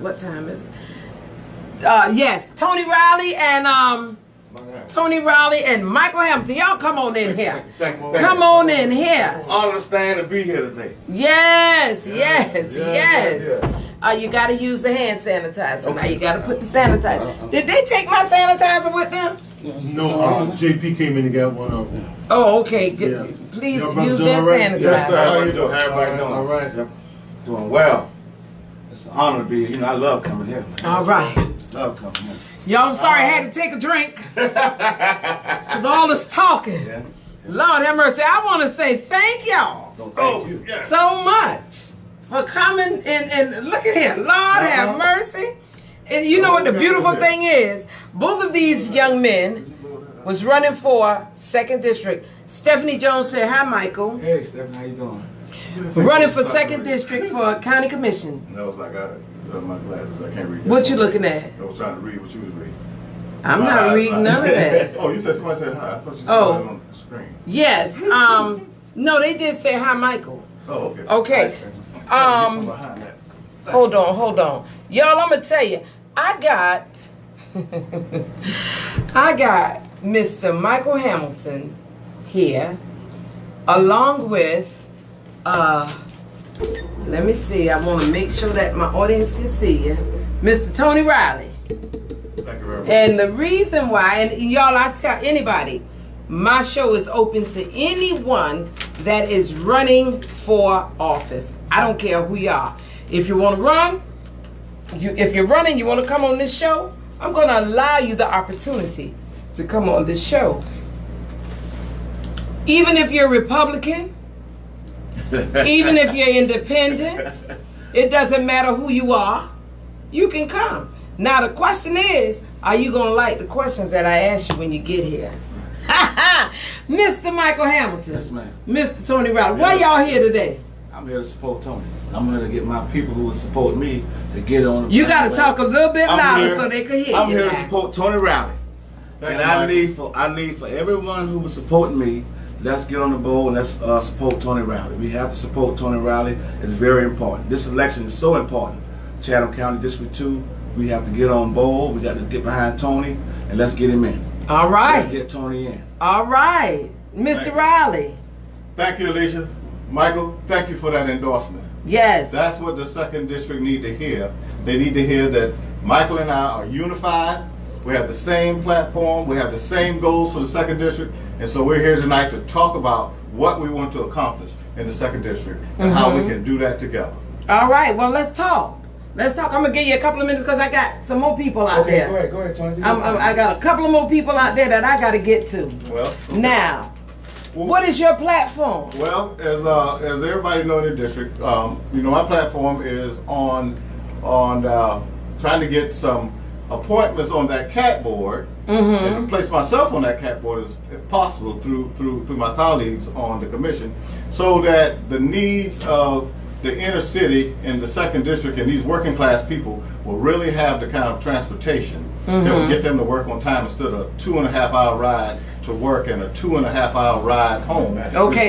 Now the last time you came, you talked about the CAT board. Yes. All right. You know, so there were some discrepancies going on over there, and I think they got it kind of ironed out just a little. You know, I think Jay Jones is the acting chairman right now until they elect somebody. Okay, so we don't want to talk about the CAT board. The CAT board going to take care of itself. CAT board. So we just want to try to get televised and improved. You know, I think people have like 3 days to notify. In order to get a teleride, if they have doctor's appointments and etc. I'm also interested in a master plan. I'm about to sneeze. Why you about to sneeze? We don't want to sneeze. You gotta stop. You gotta This man, no, I'm gonna tell you, no, it ain't no dust. Let me tell you what it is. I sprayed my Lysol. I sure did. You got this broom. I sprayed Lysol, baby. Yeah. That's right. There ain't no germs floating around up in here. Don't believe the hype. And that's why I said, do your hands now. Okay. All right, go ahead. Trump tell you to drink that Lysol and disinfect it, stuff like that. Well, we ain't gonna talk about dumb orange dummy. Anyway, we ain't worry about that. Anyway, so the county has a master recreation plan, and so it includes some recreation facilities. Hold that thought right there. Tony Center, how you doing, Tony Center? He said to ask people to apply to be November poll workers. Thank you, Tony. Tony, you need to come on the show so we can sit down and have a conversation. Okay. People, y'all need to apply to be November poll workers. Go ahead, Tony. And while you're on that, though, I did watch the election board meeting yesterday. And that was a good discussion. Talking about trying to get some younger people involved, who are tech savvy, who will be able to handle this new computer systems. So you won't have the snags and so forth that they had the last time. So they do have a waiting list, but they do want more folks to apply. So they did talk about that to make that available. So we're trying to get a recreation center. The county has a master recreation plan. And Hold on. The county has a plan for a master recreational multi-purpose facility. Exactly. Okay, where is that going to be located? Well, they have not pinpointed a location. Now, Michael and I were talking about that. Michael would like for it to go down in the Matilda Beasley's park over on East Broad, because part of that land belongs to the railroad, and they're not using it. So the railroad is very liberal about allowing folks to use their land that they're not using. So the problem with that would be because a lot of that property is owned by the school board as well. In Chatham County as well. Right. But and that's another topic for another day. Okay. But that area, if I'm not mistaken, I think it's historical. So it might be a type of a conflict of interest. Well, as far as I don't know, y'all. I don't know. And see, that's what the beautiful thing is when you get somebody like yourself and somebody like you who actually wanted to be a part of this the government to sit down together, talk, come up with a plan, and then work that plan. Exactly. Okay. So Michael and I we're talking about stuff like that. How we're going to work it out together, continue, because Michael's pet peeve is the youth in Frank County. Right. So that's his strong point. So as the commissioner and the second district commissioner, I know I have somebody who I can go to that has the pulse on the people, the parents of these youth in our area and throughout the city of Savannah. He knows what they want. We just need to get it funded and get it going. Right. Okay, so now let me ask you this. There is Zoom, ATR. I watched that Zoom. And when I watched that Zoom, I saw where they asked you a question about Confederate monuments. Let's talk about that. You answered that question in a way where it was kind of controversial. Can you expound on why you gave that answer and what really happened? My answer was emphatically, I oppose the Confederate statues. They should be taken down and placed in a museum. That was my answer. Well, let me tell you, I think they should be taken down, crushed up, thrown in the river, and whatever else. That's my opinion. Okay, go ahead. I'm sorry. So I gave that answer, and then I qualified that answer with the fact that as a commissioner, it's not in my authority or it's not in our realm to remove statues. It's in the power of the state, the governor, and the representatives and the senators of the state of Georgia to decide if a statue can be moved or where it should be moved or what should be done with the statue. The same thing with the naming of the Talmadge Bridge. But for some reason they got stuck on that question, and I don't understand why they could get stuck on something that's not one of the county issues. The county have issues like raising taxes, you know what I mean, funding the courthouse, the judges, the sheriff department, the DA's office, the public library, the health department, the pier down at Tybee. Those are the kinds of things that come up. I'm so glad you said the pier down at Tybee. The county owns the pier at Tybee. Yes, the county funds the pier at Tybee. Yes, ma'am. How do you feel about Orange Crush? What are your views on the way the folk down at Tybee have been handling the Orange Crush situation? It's appalling to me, and it's a downright shame because Tybee is a city. It's not a private island. It's not a gated island. Not at all. So there's no way that the residents of Tybee should feel like when it's time for Orange Crush that these black college kids that are coming on vacation can't come and party at Tybee. Okay. Now, 4th of July, everybody could come party. Labor Day, Memorial Day, everybody comes and party. The pirate thing, the pirate and water thing, all that stuff. All those things. They could come down to Tybee and they could party and drink and revel in the streets. I went down there after they did not allow Orange Crush. I went down to Tybee for the thing when they shoot the water gun. The pirate festival or something like that. And I parked my car within spitting distance of a police officer who was sitting in his patrol car. And those folk who were watching that parade were drinking in the streets. Yes. Walking down the street with 6 packs of beer, and they were just drinking, and nobody said anything to anybody about drinking in the streets of Tybee, because it was a festival that they were having for the residents of Tybee and the tourists that were coming to Tybee to enjoy that event. Now let that have been Orange Crush.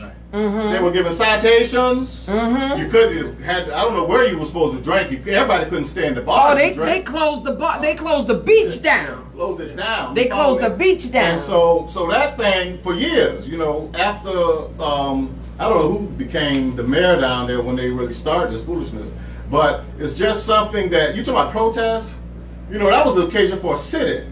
Those college kids. If I was a young college kid, I would say, "Yo, let's come." They can't lock us all up. That's right. We just have to do Everybody something. just sit on the beach. They could have told just all the college kids, all the HBCU college kids, y'all come to Savannah. We're going down there because this is a public beach and the pier belongs to Chatham County. Oh, wait a minute. Before you say that, let me say this. Let me say this. I like what you're saying, Melinda Gwen Thornton, and thank you so much for chiming in. She said the pier at Tybee was designed by a local African-American architect by the name of William Braisford Haynes. He was also extremely instrumental in Pinpoint receiving its historic designation. Now that's what I'm talking about. Here we have a pier. And it's a beautiful pier. Absolutely. That was designed by an African American. Yes. But now here it is, you have the folk. I guarantee you a lot of them folk that live down there that's protesting our children going down there don't even know the pier that they walking on was a pier designed by a black man. Exactly. Bam, babies, I said it. Yes, I did. Let's say this here. Yes. You know, out of the last 465 years, tell me one time where they have ever kept the score even. See, they don't believe in keeping the score even. You ain't gonna get that out of them. No. You know, no. And you're not. See, and if we keep thinking, not me or any of you all, you're gonna wake up one morning and they will have a change of heart. You'll be a skeleton sitting on a park bench. That's part of that county chairman. Yeah. That's why it is so important that the county chairman that we get is gonna be a county chairman for everybody. Right. And not going to be a turncoat. Not going to be scary. That's going to speak up and speak out.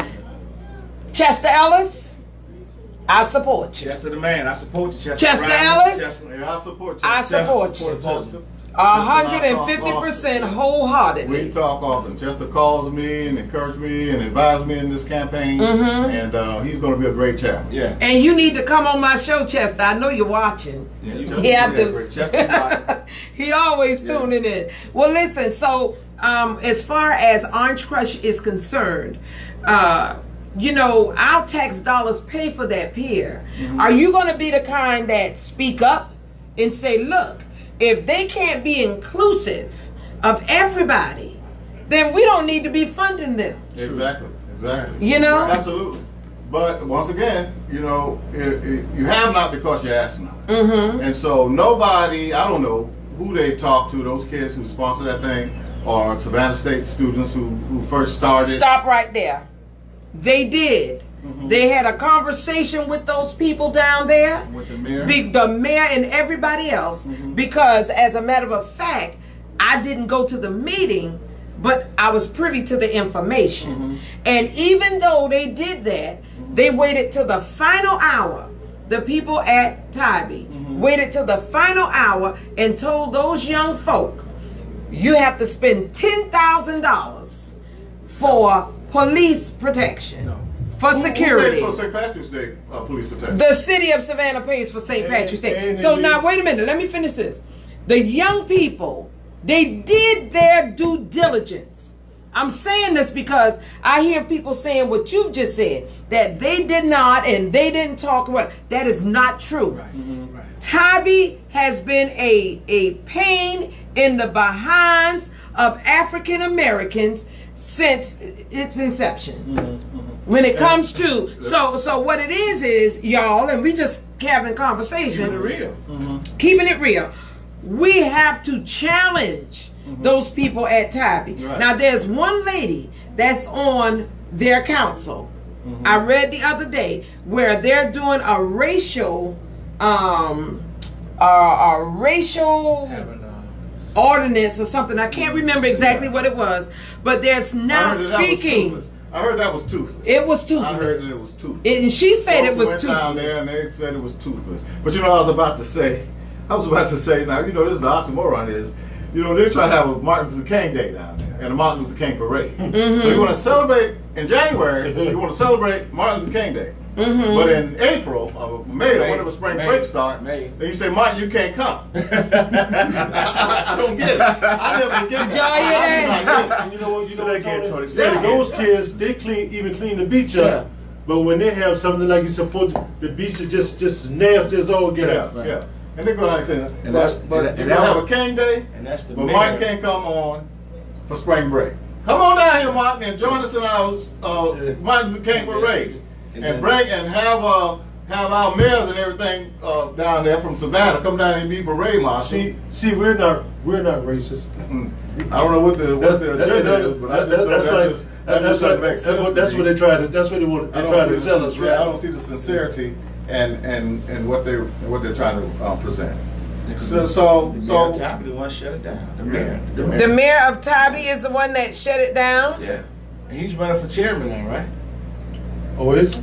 The mayor of Tybee, Yeah. Jason Butemer, is running for chairman. Is the one, according to Michael Hamilton, that shut it down, that was instrumental in it being shut down, and now he's running for a county commission chair. Yep, I said it. Yeah. Y'all be mindful and cognizant of wolves and... That's a good place for you to give us a bam. Bam, babies. Look here. Be mindful and cognizant of wolves in sheep's clothing. They come into your communities, and when they come every 4 years, knocking on your door for your vote. Now, I said that to say this. The other night I listened to The Ballot or the Bullet. Y'all familiar? I heard you talking about The Ballot or the Bullet, Malcolm X. Everybody that's on this podcast right now, you don't have to listen to what I'm saying. You don't have to listen to what none of my guests saying if you don't want to. But if you listen to what Malcolm X said in The Ballot or the Bullet, you'll have a very clear understanding of what it is that we need to do in our cities, in our communities, as it relates to African American interests. Right. Now, I've been told from my research that the 2nd District, along with House Seat 163, were districts that were designed to actually have representation from an African American. That is correct. Yeah. That's what I was told. That is correct. Yeah. And let me finish. The reason why they want representation from an African American is because African Americans back in the day were not represented the right way. All right, go ahead. Yeah, and speaking to that, you know, throughout the country, gerrymandering and gentrification has changed the dynamics of communities. Exactly, especially the 2nd District. Yeah. But it has always been, historically, it has always been the legislature's posture to draw these districts fairly so that there will be equal amounts of white representation and black representation on city council, as well as for the county commission, as well as for state representatives and senate districts. That just, you know, that's no secret. That's written. That's just established. That's what they do. And until a few years ago, when the Republican majority, the conservative majority on the Supreme Court kind of changed the playing field and said, hey, listen, you no longer have to come under Title... don't worry about the title. There's a Title 7, the Title, which one it is, that required all of the district redrawing in the South to be approved by the Justice Department. That's right. Because Republican-controlled General Assemblies or Democratic-controlled General Assemblies would take the advantage, and they'll just draw the districts to be to their advantage. Well, so that's guess what happened in Georgia. That's what happened on the second district. Yeah, well, you know, when these districts were redrawn, hold on, I gotta say this. The second district used to be predominantly African American. That's right. Now, under the watch of Edna Jackson's administration, those lines were redrawn, and darn near redrawn out of it being a majority African American district. Right. Now, somebody dropped the ball. Yes, I said it. Go ahead. Well, you know, I'm a watchman sitting on the wall. So when the districts were being redrawn, the last time I spoke to some council members, and you know, I'm a student of political science, and back in the day, when Haynes Walton, Dr. Haynes Walton, back in the day when they were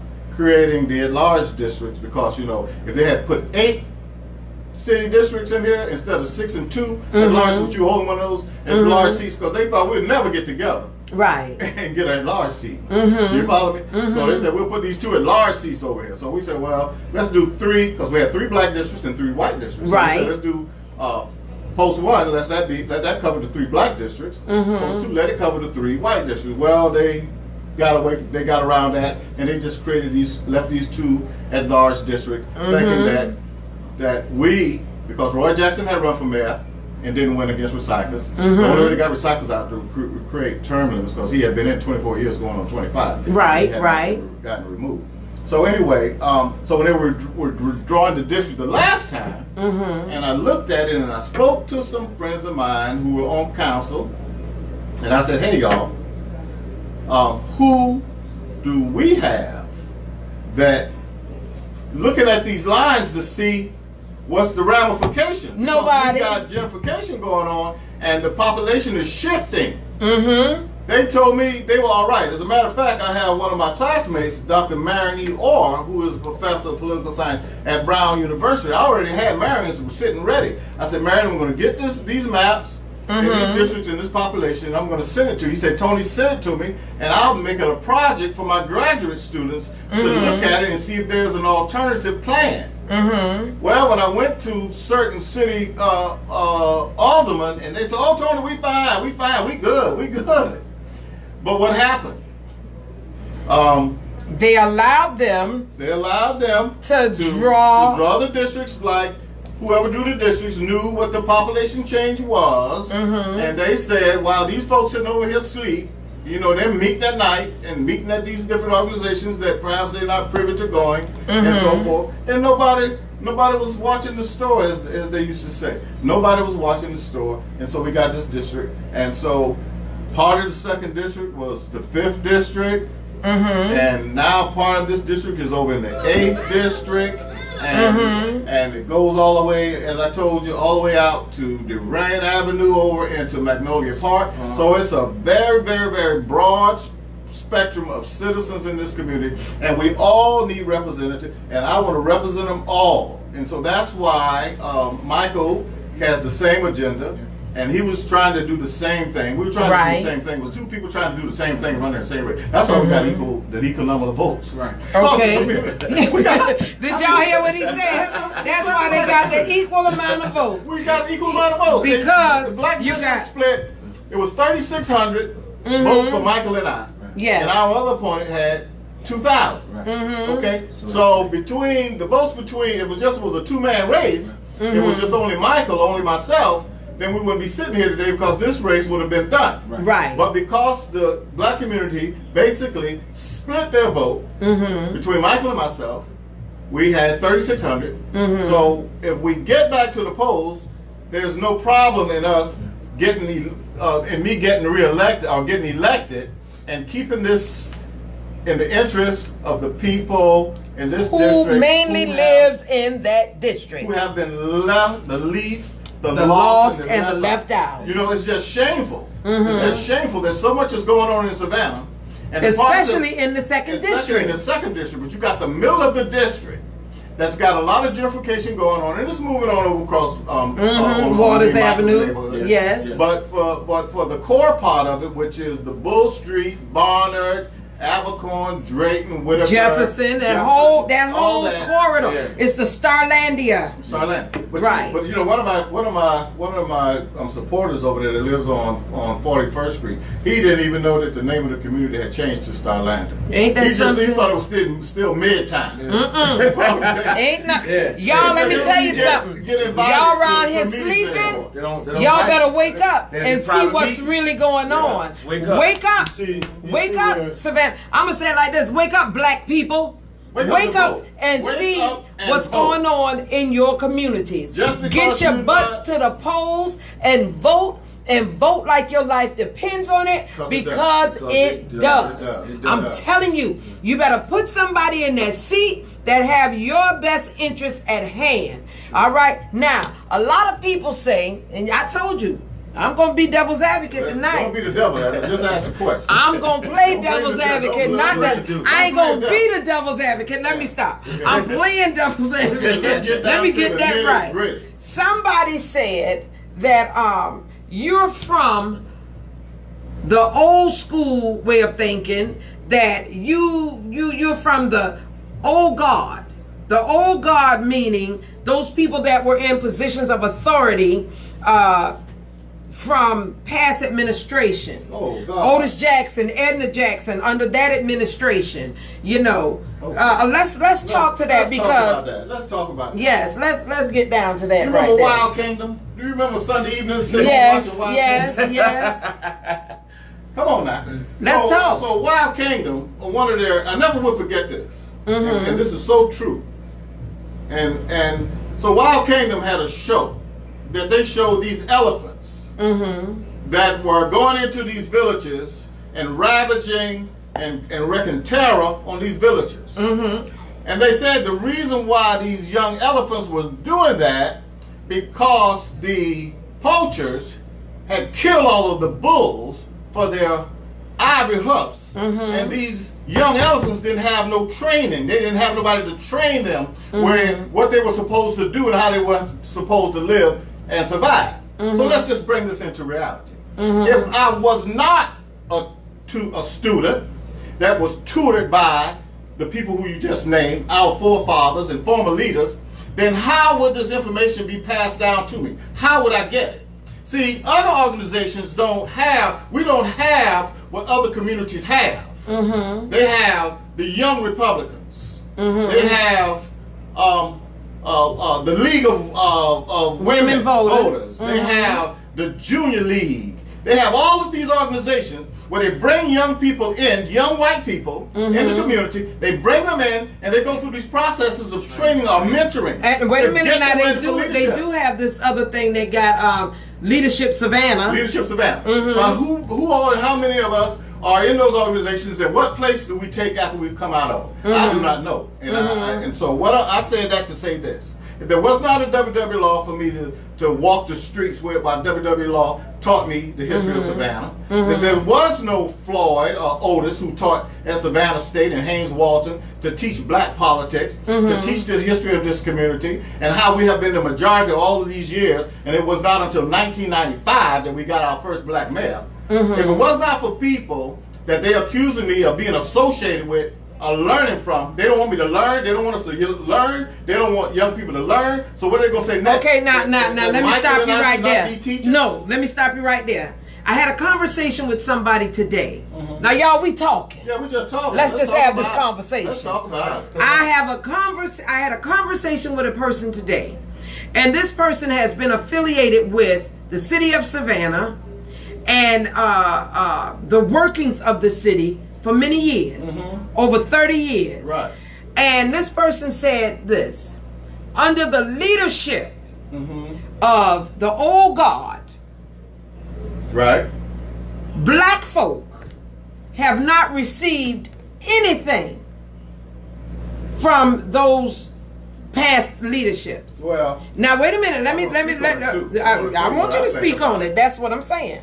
Now, I mentioned your name as far as running, and they were like, I don't know about him, because he got the same mindset as those people that have been in leadership position, but then black folk ain't got nothing. Everybody and their mama from other races got certain things, and black folk in Savannah have not gotten anything under those folks' leadership. We have not seen anything significant. Okay. Let's talk. Thank you. Well, first of all, I would have to ask the question, what kind of mindset, how do they know what kind of mindset I have? And then the second thing I would say to that is, for years, and I'll call some names, Tony Riley, Clarence Williams, Josie Shepard, a guy named John Parrish, Estella Shabazz, Yusuf Shabazz, let's see who else, I don't want to leave anybody out, Jamal Torre, Howard Alls. We have for years been trying to resist and implement new change, but change and power concedes to nothing but power itself. And when those people that had that power at that time and we were coming, they were saying, you too young, wait your turn. And they were passing things along, even on the school board. It was, and please y'all don't be mad with me because we're telling the truth. We ain't lying. We ain't lying. Look at this is for us, by us. Yeah. Okay. And there were fraternities and sororities and all you Pan-Hellenic members, don't be mad with me because I love you. No, but he telling the truth. He telling the truth. But I need y'all to share. Invite. Go ahead, Tony. Listen, they were passing. It was nepotism and cronyism at its best. Oh, you follow me? Bam, baby! Bam, baby! Y'all, we talking tonight. But they had to learn from somebody. And what they saw was that the white leadership, it was nepotism and cronyism. So when they got in position to use nepotism and cronyism, but hold on now. Under the white leadership, at least everybody, all the white folks ate.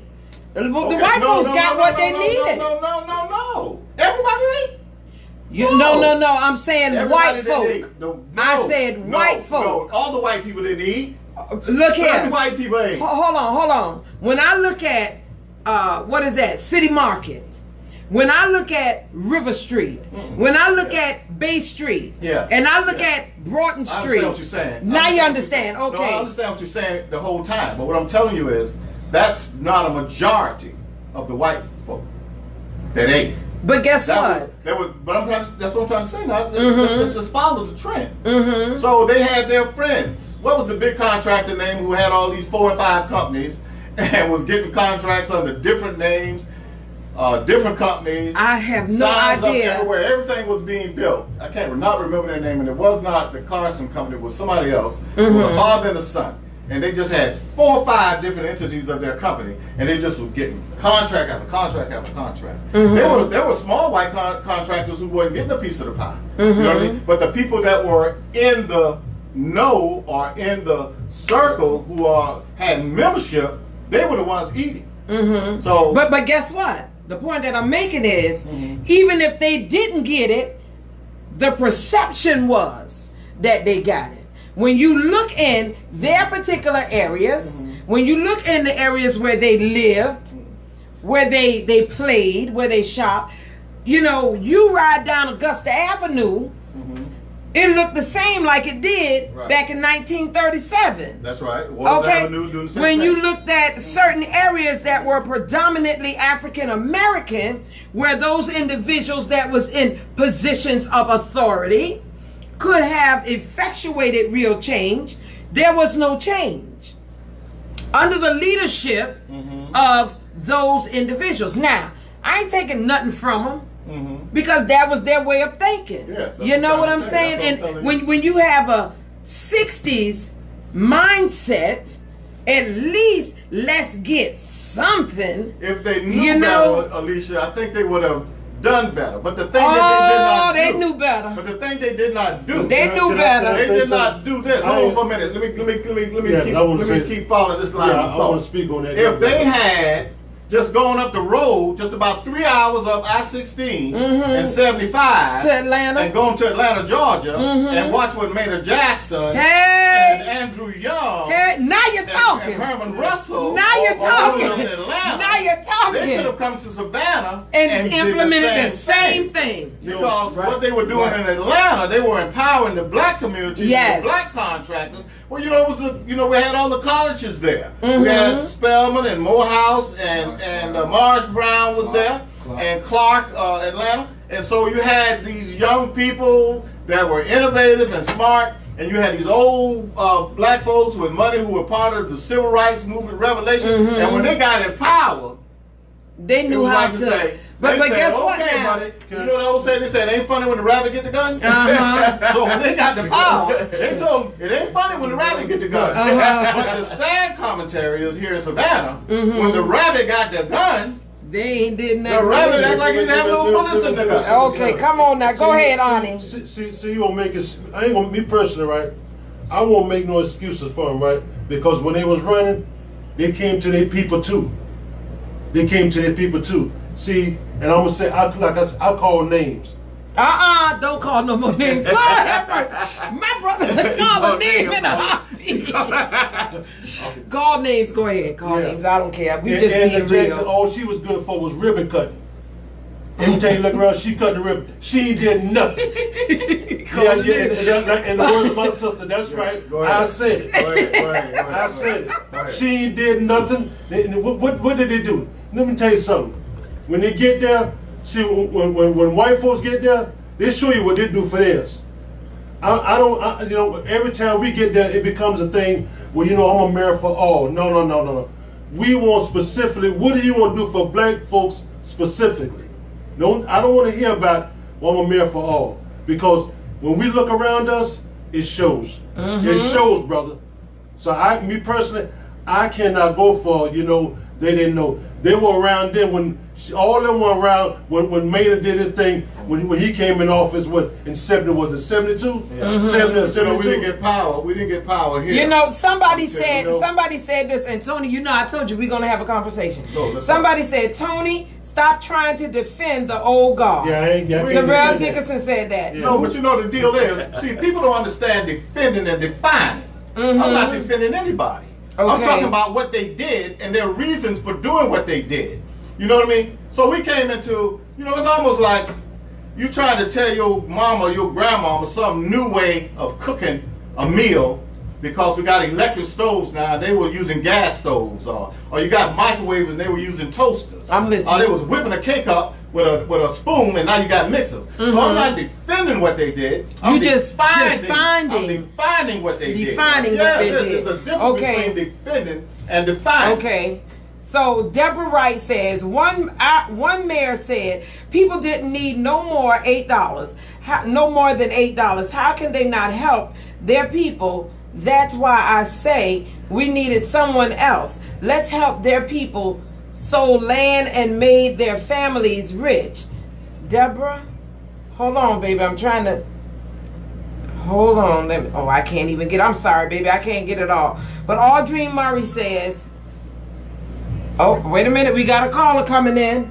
Hold on, caller. We got a call coming in. Y'all, I got other guests out there. Boy, this should have been a caller. You're on the air. Yeah. Oh, how you doing? I'm fine. Caller, you're on the air. I just want to say that I'm supporting Tabitha Odell. I'm supporting David Campbell. Okay. And Tabitha, I think she's doing a great job. I'm supporting Tony Riley. Okay. And I want everybody to vote for Tabitha, Tony, and David Campbell. All right. Thank you, caller. Is that it? All right. All right. Y'all, I'm so sorry. We got to stop this. Hold on. You got one more. One more person or two? No, just one. She said it won't take up 5 minutes. Okay, we're getting ready to wrap this up. Y'all have to come back. We'll be back. Absolutely. Y'all got to come back so we can finish this. We have got to finish this. Tony Riley, Michael Hamilton, I want to thank you very much for coming on and just for saying that you're endorsing. That takes guts. What I'm finding, I love that. You know, wait a minute. What I'm finding is a lot of people aren't endorsing individuals. They're saying that I can't endorse individuals. And that is crazy to me because we need stuff like this. You know what I'm saying? What this is showing is unity. You know, I looked at some of the other individuals that have been endorsed. I'm surprised. I'm just going to say it. Say it again. Say it again. You know what? I need you to say that louder. Edna Jackson, I'm surprised. I am so surprised. Don't be surprised, brother. You know, but it is what it is. It is what it is. I love the fact when you came here, the minute you sit down, you said, I support this brother. See, like she said, that's unity. Right. See, I'm gonna say this here. That's the thing. We have to be on code with one another. Right. Because they on code with one another. Always. I don't care how much they disagree. One thing about it, they on code together, and that's what we must be. Right. You know, and like I said, I love that. But Miss Ribbon Cutter, don't be surprised. Wow. Yeah. Don't be surprised. Now, like I said, it's not business as usual. It's that this a whole new generation, a mindset of individuals that's running for office that has obtained seats at the table. We are not our ancestors. Right. We are not going along to get along. Your ride in your plane does not excite me. A pat on my back does not excite me. A dinner ticket does not excite me. Your money does not excite me. Do right by and for my people. That excites me. That's exciting. Just do the right thing. Do the right thing. Do what's right. Make it equitable for everybody, not just a select few. Right. All right. We are no longer the old guard, y'all. Change. The old guard ain't here no more. Change is coming. It's a whole new breed of African Americans sitting at the table. I don't care what nobody else get. I could care less about what they get. If they get it, so what? Well, good. But doggone it, we gonna get some too. Instead of making one pie and we get a piece of it, no, we making two. Yeah, we want our own and pie. we want our own damn pie. Own pie. I said it. Bam, baby. Thank y'all so much. Just thank the people again, if you don't mind. I want to thank Michael and his wife, Barbara. They ran an excellent campaign. Yes. Man, Barbara had me nervous. Barbara was giving me giving Michael all the help he needed, was giving me all the business I wanted. And, but hold on now, your wife do the same thing. Yeah, but I thought my wife is not as vocal and as Barbara is, and she was not as straightforward as Barbara was. And I told my wife, I said, I was looking at those videos that she was doing and all. There was people calling me. Man, did you see Barbara? Barbara's around. I was like, oh Lord. Barbara was playing. Man, Lord help this woman. This woman can be a break. But she campaigned hard, and so they came out, and we're unified. We have the same platform. We have the same interest, the same goal, the interest of our people here in the 2nd District. And I want to thank y'all. I want to thank all the people that supported Michael and voted for Michael. And I promise you, if you give me your trust and your support, let me tell you this right here. I'm like Alicia now. Don't let nobody outside of this 2nd District that we know, we don't see them until election time when they try to come in and dictate our politics over in the 2nd District. We do not go to your district and tell you who to vote for. We never have and we never will. So don't come over here in the 2nd District and try to tell us what to do, because it ain't broke, so it don't need to be fixed. All right. So we got this, and we thank you very much for what you've been saying and what you've been doing, but we don't need your comments, we don't need your help, because the 2nd District is strong and unified, and we're going to win this thing, because we're going to go back and vote again. And you'll see. Now, early voting starts July the 20th. Yes. So you can go early vote. And I also heard yesterday on the election board that they will not be sending absentee ballots out in mass, but what they will be doing is, if you get it and mail it back, you don't have to put a stamp on it, because this has been the rule all the time. They will deliver a letter, and if the people don't pay the postage, they'll send it back. All right. But if you send it to the Board of Elections, they're going to pay for it, and your vote is going to be counted. Or you can take your ballot out there and put it in the blue box. But whatever you do, vote. All right. Thank y'all so much. Thank you so much. Y'all listen. Y'all know, listen. I got one more person. He was real strong tonight. That's what I'm talking about. That's what I'm talking about. Thank you so much. And ready to go. I want to hear that firing. Fired up and ready to go. Fired up and ready to go. You're welcome, y'all. Listen. She wasn't going to keep them long, though, right? I wasn't. Y'all listen. All right, y'all listen. Y'all listen. I got one more guest. Y'all hang with me for one more, for 5 more minutes. Y'all listen. When I tell you, we were supposed to be out of here by 9 o'clock. What did I say? I said 8:30. The devil is a liar. 82 viewers. I know. Y'all listen. Listen. It's 9:19. Y'all, we're going to be out of here, I promise you, at 9:30. That's right. I promise you at 9:30. Joyce Griggs. All right. Joyce Griggs. Fired up. Ready to go. Fired up. Ready to go. Fired up. Ready to go. All the way to the finish line. Hey. Taking no captain. All the way to D.C. Yeah. Y'all, I'm good, girl. I'm good. Y'all, this is my warrior sister, Joyce Marie Griggs, who is running for Congress. She is running for Congress. Let me tell y'all why she's here today. Because I saw an article in the paper, and I said, what in the hell? I said it just like this. What in the hell are they trying to do?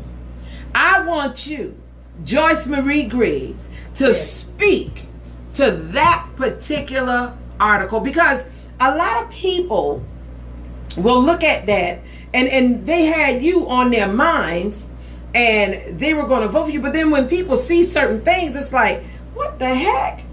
You know, but you know, Savannah Morning News, some people call it Savannah Morning Blues, got a way of taking something and twisting it and turning it. And I want you, my sister, to speak to that particular conversation. Y'all, oh, by the way, she is running for Congress. She's running against Lisa Ring, Buddy Carter. She's running against those two individuals. Now, I'm going to be honest. I'm just put it out there. One of the baddest sisters I know. Now, they know that if Lisa Ring wins, Buddy Carter can beat her. But guess what? They know if it's a race between Joyce Marie Griggs and Buddy Carter, she gonna spank him. Bam, babies, I said it. Come on, Joyce. Come on. Okay. Let's talk today. All right, and I'm going to be very brief because I know the night is far spent. But my sister called me, but prior to that, I was on the Zoom call with the Georgia AFL-CIO, the union. Come on now, come on. All right, and so I was on the phone with them, and text came through. And so I called her afterwards, and she was very upset. And so I said, well, don't be upset. It's all right. Because it's going to come back to haunt them. Okay? But in any event, she said, you know, this is ridiculous. There's lies in this. And there were lies in it. I want to say this. Jan Skutch, last year, not last year, I'm sorry. Last night about 8 o'clock, maybe after, I just happened to look at my email. He has sent me an email and said, we're getting ready to publish something in the Savannah Morning News about you all's run for Congress, and I want to talk with you. And he put some things up there. You're going around saying that you can still practice law in Georgia, which is a lie. Basically, is what he said. Right.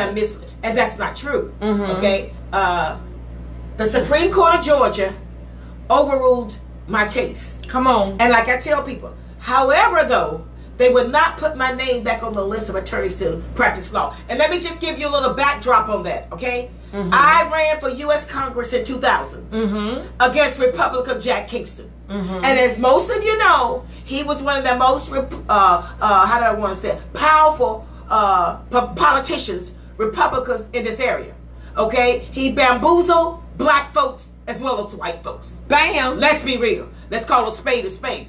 In any event, I ran against him. I ran initially. My opponent was Don Smart, another lawyer. I had the Democratic Party, sister, to come to me and tell me that they would give me my filing fee back. Oh, my If I withdrew. You know what I told them? I said, I want you to take this back to whoever sent you. Not only no, but hell no, and I'm going to beat Don Smart. All right, come on now. And I did, but guess what? I went to bed winning that night, woke up, I had lost. Well, they had stole over 1,000 of my votes down in one of them little counties. Cynthia McKinney was very powerful on the Democratic side at that time. And I contacted her and some people in Atlanta. We went to the Secretary of State office, the elections office. We got it straightened out. So there I was in a race against Jack Kingston. Okay.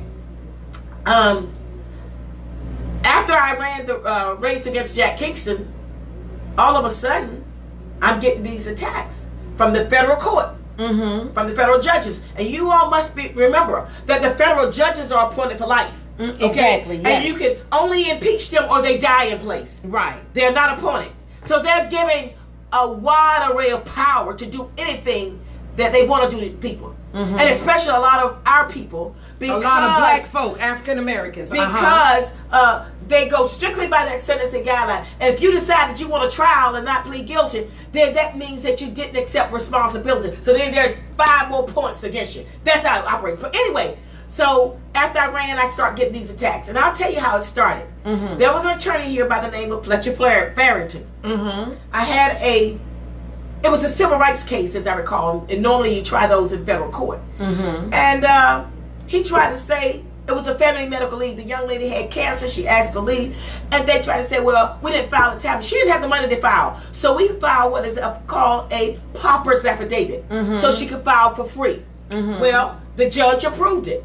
And he tried to fight and said, well, it wasn't file time, but the judge approved it and accepted it. Right, okay? right. Well, the crooked judges, and I'm calling them what they are, got together and they said that, well, we're going to sanction you $10,000. Okay? So I went on to borrow the money out of my house and paid them. And, but I decided during that time that I don't need to practice in federal court. A lawyer doesn't have to practice in federal court. You can practice in the state court system. So I paid him that $10,000. And I tell you, within 6 months, he dropped dead. Okay? That's all I'm going to say about that. I'll move forward. I shouldn't be laughing. Forgive me. I love her. Go ahead. And I'll move forward. Okay, I'm moving forward. So in any event, I apologize. So in any event, next thing I know, I have an investigation against me against the state bar. Listen, I did not steal any clients' money or anything like that. Well, the federal judges decide that they didn't like the way I practiced law. You know why? Because I challenged them. I had to even ask one judge, I'm not asking you for anything. All I want you to do is to follow the law. And I had a copy of the law. There was a silk stocking lawyer, you know, one of those them expensive firms that was on the opposite side. I gave the judge the copy of the order. I gave the other attorney a copy of the order. And they turned blood red. And so I said, Judge, just follow the law. That's all I'm asking you to do. Well, Attorney Griggs, okay, yeah, we'll follow. Because I knew I had him. I had the law. I didn't write the law, but follow the law. Right. Okay? In any event, that happened. So I will fight for my clients. Okay? And let me just say this. Even one of my clients that was a police officer, I think you remember that, sis, where they set up an orchestrated scenario where they entrapped a lot of officers. Yes, okay? I remember. And it was all African-American police officers. And in law, you can use the defense of selective prosecution when you choose one group over another to prosecute. In any event, I told Judge Edenfield, And he kept telling me to shut up and sit down. I said, no, sir. I said, I took an oath just like I did in the military. Like I did to aggressively defend my country. I took an oath to aggressively defend my clients. And that's what I'm going to do. Okay? So they didn't like it because of that. But even... hold on, caller. Please let my guest finish her statement, and then I'll bring you on the air. Okay. Go ahead. But in any event, he kind of threw me off. But even after the trial, I had some of the U.S. attorneys that were going out into private practice asked me to join in with them. And I told them no. See, because they were not going to use me because I was a rainmaker and I was a fighter, and they knew that. All right, okay? Come on now. So they weren't going to use me. Bottom line, I had my own. Okay. So anyway, all of a sudden, there's an investigation started. And I'm saying, well, who wrote the bar to start this investigation? Guess what I found out? You better listen to this. Listen now, y'all better listen. She's telling you to listen. Go ahead. It was Savannah Morning News. Oh! That started the investigation with the State Bar of Georgia against me. And the State Bar of Georgia embraced what they said and started investigating me. It took them 3 years. They couldn't find anything. Okay? But nevertheless, there's a rule, 9.4, under the Bar Journal. If you've been disciplined in another court, they can discipline you in the state court. Okay? Well, we argued, we had the law which was clear. It was clearly outlined that they could not attempt to discipline me because that rule did not apply. Okay?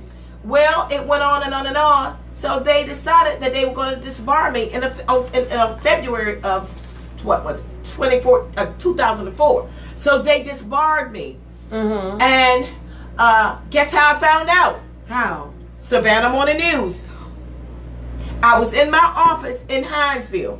But you know, God always has a ram in the bush. What? You better say it. You better say it. One of my former clients who also happened to be a minister said, I need to see you. I need to come talk with you. So he said, bring your Bible. Okay? I'm not ashamed of the gospel. Okay? Come on, you better not be. Because that's what has gotten me through. Yes, ma'am. Thank God. Okay? That's right. That's right. Come on, somebody. But in any event, he said, I just need to talk with you. He went over some scriptures with me.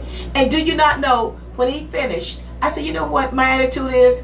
I'm in God's hand. And whatever he allows to happen is for a purpose. And no sooner than I had finished, I said, I'm at peace now. And no sooner than I had finished that, the phone rang. It was Savannah Morning News. And guess what they said? What are you going to do now? I said, what do you mean? You've been disbarred. I said, well, I don't know about it. I hadn't heard. You've been disbarred. It was like they were mocking me. Okay? Just like they were mocking somebody else that ran for office and didn't make it. And that individual thought that they were her friends. And come to find out, she was the laughing stock of them all. Bam, I said it, yes. Okay. Come on now. So in any event, I called the attorney that I had in Little Wissy, who also was a judge, and his partner. He said, oh, I ain't heard nothing about it. So I called the Supreme Court of Georgia and asked them. And the clerk said, yeah, you've been disbarred. I said, you know, this is a travesty that you will release it to the public before you tell the aggrieved party. This is just wrong. Okay? So in any event, it happened. But guess what happened? I was deployed to Iraq, several times. But in 2009, my daughter contacted me by email to call home. I said, Lord, I hope nothing is wrong. So she asked me, she said, Mama, when I called, did you see what the Supreme Court did? I said, no, what? She said, they overruled your case. Bam. Okay? Bam. That's exactly what she said. Put that in the paper. Okay? That's right. But they never said anything in the paper about that. Okay? And right here in that order, and I got a copy of it, okay? And it's a final order. It's in the matter of another attorney, Francis Stubbs. Let me say this. There were several attorneys, male attorneys, that went before the state bar for this rule 9.4. Supreme Court of Georgia said, no, this doesn't apply. Federal court is not the same jurisdiction. Guess what, y'all? That's what I had been arguing with them since 2004. But they didn't want to hear it from me. You wonder why? Want to hear it from you. You wonder why? Why? A lot of them went to the University of Georgia at Athens. Okay, UGA. A lot of them were part of a literary organization called the Desmond Theater. And actually, it was akin to the KKK. Okay? Judge Edenfield and I got the documentation because I went and did research, said that segregation was a noble accomplishment, that blacks should go out to Africa, that women had no rights. Come on, y'all. What? I am a black female, am I not? And they said that in their document, that I was a black female and I ran against Jack King. So come on, follow the trail, follow. You see what exactly happened. But in any event, in this order, it says, sis, can you read it? Yes. Right there. Read what that says. Having now considered the meaning of the term another jurisdiction, and that's in quotations, Griggs is overruled to the extent it may be interpreted as to allow the state bar to seek reciprocal discipline based on disciplinary action taken by a federal trial court. Okay. It's right there, isn't it? It's in okay. Look. Well, let me bring in it up. black and white. Did y'all hear it? Okay. And so Jan Scotch that wrote that article, I guess it was today. Okay. It was. I didn't lie. I was transparent, like I said before. I am transparent. My life is an open book. If you want to know something about me, and just ask me. I have nothing to hide. My desire is to fight for the people and to make sure the people of the 1st Congressional District have a voice in Washington. They need a voice up there because we're suffering down here. Health care, unemployment, systemic racism, a lack of jobs. Come on. Poverty. Crime. That's right. Crime. This jail system. Come on. Let's face it, there's some serious needs that my people are suffering from. And I'm not just saying black people. See, there's a lot of people don't realize there's a lot of poor other people too. Okay? And Asian, guess what? That's all right. of them. Poor and impoverished community. That's right. Girl, you know what? We come from the same doggone cloth. All right? Girl, look at him. Y'all, I don't know what it is, but we got that mindset. Caller, you're on the air. I didn't want to forget you. Go ahead, caller. Yes, hi. Good evening, my black warrior sister, Joyce Griggs and Alicia Blakely. Good evening, good evening. Good evening. Oh, y'all got me so excited. I am so excited. I declare I have been looking at you since you got on. Yes. And when Joyce walked in that room, but I'm telling you, my eyes and my soul lit it up. I know y'all don't have that much time. No, we don't. Y'all do have a little bit more time. Oh Lord, y'all, we supposed to have been out of here by 9:30. It's 9:34. I'm gonna give you 3 minutes. 3 minutes. You can't. Okay, let me see if I can get it in 3 minutes. I want to say something about Jan Scotch. I want to say something about her and how racist she is. No, it's a he. Now, it's not a she. It's a he. That's a he. Oh, well, okay. How racist he is. Okay. But a name like Jan, I thought that was a he. But anyway, let me tell you how racist this person is. Okay. Now, when he wrote an article about Judge Patricia Stone in juvenile court. Now, Judge Stone actually basically should have been disbarred for all the things that she did. Yes. But they allowed Judge Stone to resign. So when he wrote an article about her, I tried to jot everything down. So he wrote this really nice Girl Scout article about her. Hold on, caller. Judge Stone is a juvenile court judge, correct? She used to be. Yeah. She used to be? Okay, but, she used to be. But she's in charge of the drug court now, isn't she? Yeah, let me tell you. Let me tell you what they did. Okay, she was doing so much illegal things in the juvenile court. I know a lot of people don't know this, Joyce. I don't know if you know this right here. And I got this from one of the attorneys today. I was doing my investigation for y'all now. So I got this from one of the attorneys from juvenile court.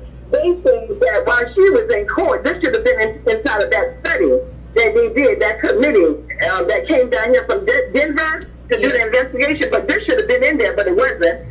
She had a little young girl, a little 14 years old little black girl in her court. And the little girl was crying because she was terrorized. She took 4 deputies and had them to pin the girl down against the wall, a little girl who was already terrified of being inside of the court. And she had the girl pinned down to the wall. The little girl could not move. And then she asked another deputy to go and get some duct tape so they could duct tape the little 14-year-old black girl mouth down so she could stop crying. So when they went back to go get the tape, how about the tape was so gone? Yeah. It was gone. It was erased. She had the tape erased just so. But I'm not sure he knew all of this. Jan Scotch. But then he put that in the report. Did he put that in his editorial? No, he did not. He did not. He left out all the particulars about her and why she was removed. He left everything out. So he wrote the article. Like I said, to make her sound like a little girl child. Yeah. So the only thing he talked about was Judge being retirement. Now, it was supposed to be about him. I mean, about Judge Stone. But he, in the article, he spoke about Judge being retirement. Then he spoke about the abandoning of the way the presiding judge is selected. Then he spoke about how the Superior Court should take a more hands-on role in choosing the juvenile court. And he went in to talk about things like that, but he didn't talk about what was the findings of the National State Court expert appeal committee coming down here to do the investigation, and what was the finding of the investigation. He didn't even put all that in the report. But then when he gets to Joyce, I'm going to go young. But when he gets to Joyce, now he wants to get all right downright ugly with Joyce. You know why? Because Joyce is a black female that's running for a very powerful position. Don't you know if Joyce, we already know she's going to win. When Joyce wins that position as Congresswoman, that would be the first time anybody black, listen to me y'all, anybody black ever held the position in the state of Georgia as being a Congresswoman, and that's what they're afraid of. See, they would rather put Lisa Ring up there, like y'all said earlier, because Lisa Ring can't beat Buddy Collins. But Joyce Griggs can. Thank you. She can. Yes. So I just wanted to give the listener audience and you all that information about Jan Scutch, how he favors white women and white men when they actually commit crime. Hey, y'all, that's so forget about Benny Igus and all the money he stole. Yeah. All those billions of dollars he stole, and nobody want no back. I bet the Jan Scutch everybody bad article on him. Okay. Hey, what about the judge? What about the lawyer? What about that lawyer, everybody, that raped the girl? The lawyer now, George, you might know what I'm talking about. Yeah. The lawyer that raped the little 13 years ago, he was raping her for 5 years. Yeah.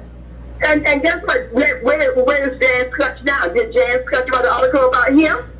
No, he did not. They're attacking our black sister because they don't want her with that position. Yeah. So all black people that's actually listening to this podcast, please listen to this. Whenever the white man don't like somebody, we got to love them. That's and whenever they love somebody from our race, we got to not like them. Yeah. So whoever he's after, we be for. Yeah. And whoever he's against, whoever he is not against, we have to be against them. Yeah. So I just want to give y'all that information. George Griggs for Congress. George Griggs for Congress. We love you, warriors. Thank you. And we're going to put you in that seat, okay? Love you all. Love you. Thank you. Love you too. And thank you so much, caller, for that information. Yes. Hold on, Maestro. Thank you so much for that information. Wow. That was a lot of information. Oh my goodness. Oh, I didn't mean to cut that off. Okay, go ahead. Go ahead. You know, this is the truth. You know, the minister called them the pale horse. Oh, beware of the pale horse. Beware of the pale horse. That's right. Everywhere on this earth they go, have went, hell is right behind them. Oh my God. Hell is right behind them. And like I said before, any, and I'm gonna say that any black person keep thinking they're gonna wake up one day and these folks have a change of heart, you'll be a skeleton sitting on a park bench. What you just said, when they attacked me, I have been naive and idealistic as opposed to realistic. And you know what? I mean, really, I had. Okay, thinking that, boy, I'm a lawyer now, they'll treat me fine. I even had this judge and another lawyer ask me to show them my bar card. I'm telling you, are you a lawyer? You know what I'm saying? I mean, really, it was just crazy. And I even had one of them say, you one of them smart ones, aren't you? And let me say this, right? Okay, yeah, they took that piece of paper, but they can't take my knowledge. Okay? Hello. I got my knowledge. Who's the first murderer, rapist, pedophile, thief, liar, cheat, deadbeat? You name who the first? Okay, I hear you. But they couldn't take my knowledge. And let me say this, sis. When I was in Iraq, I was selected because I was an intelligence officer and because I had legal background to work at the U.S. Embassy in Iraq with the ambassador's staff to help write legally binding agreements between America and the country of Iraq. Okay? That's what I did. Okay? And I want the listening audience to know, yeah, they may have taken that piece of paper, but guess what?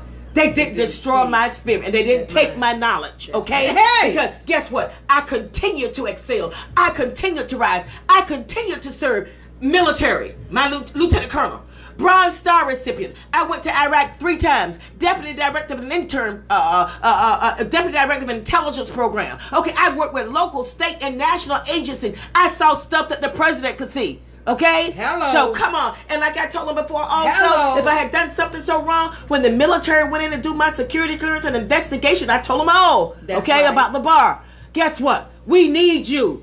That is, bottom line is, that is Joyce Griggs for Congress. That's it. Bam. Vote Joyce Bam, Griggs. babies.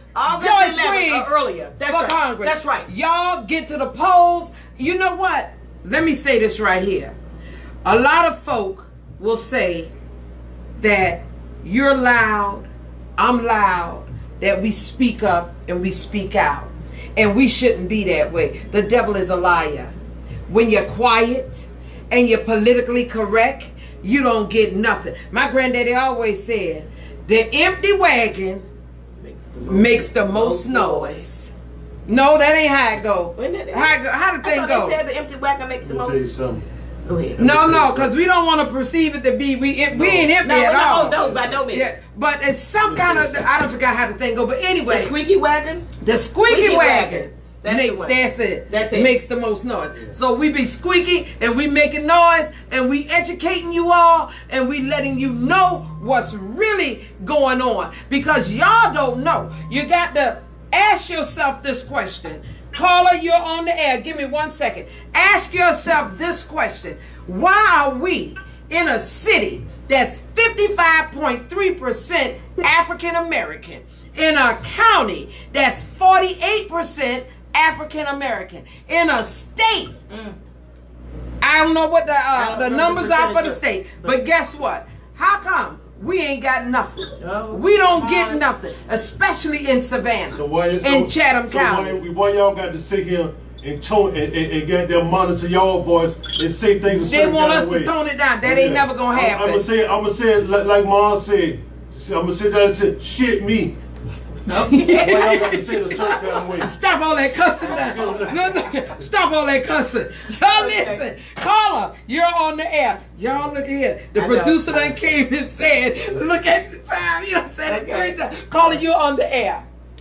All right, I'm going to say this, and I wasn't going to call names, but it's a great show. George Griggs did something that was unprecedented before everybody else. Y'all see Morgan and all of them. George Griggs had 4 offices in southeastern Georgia. People were pissed off and mad that George Griggs, this black woman, has law offices in Rankin, Savannah, Brunswick, and Hinesville. She was practicing. They had said to her, how could you do that? And now when I'm saying this, I'm talking about even black attorneys in Chatham County upset about this. Caucasian attorneys upset about this.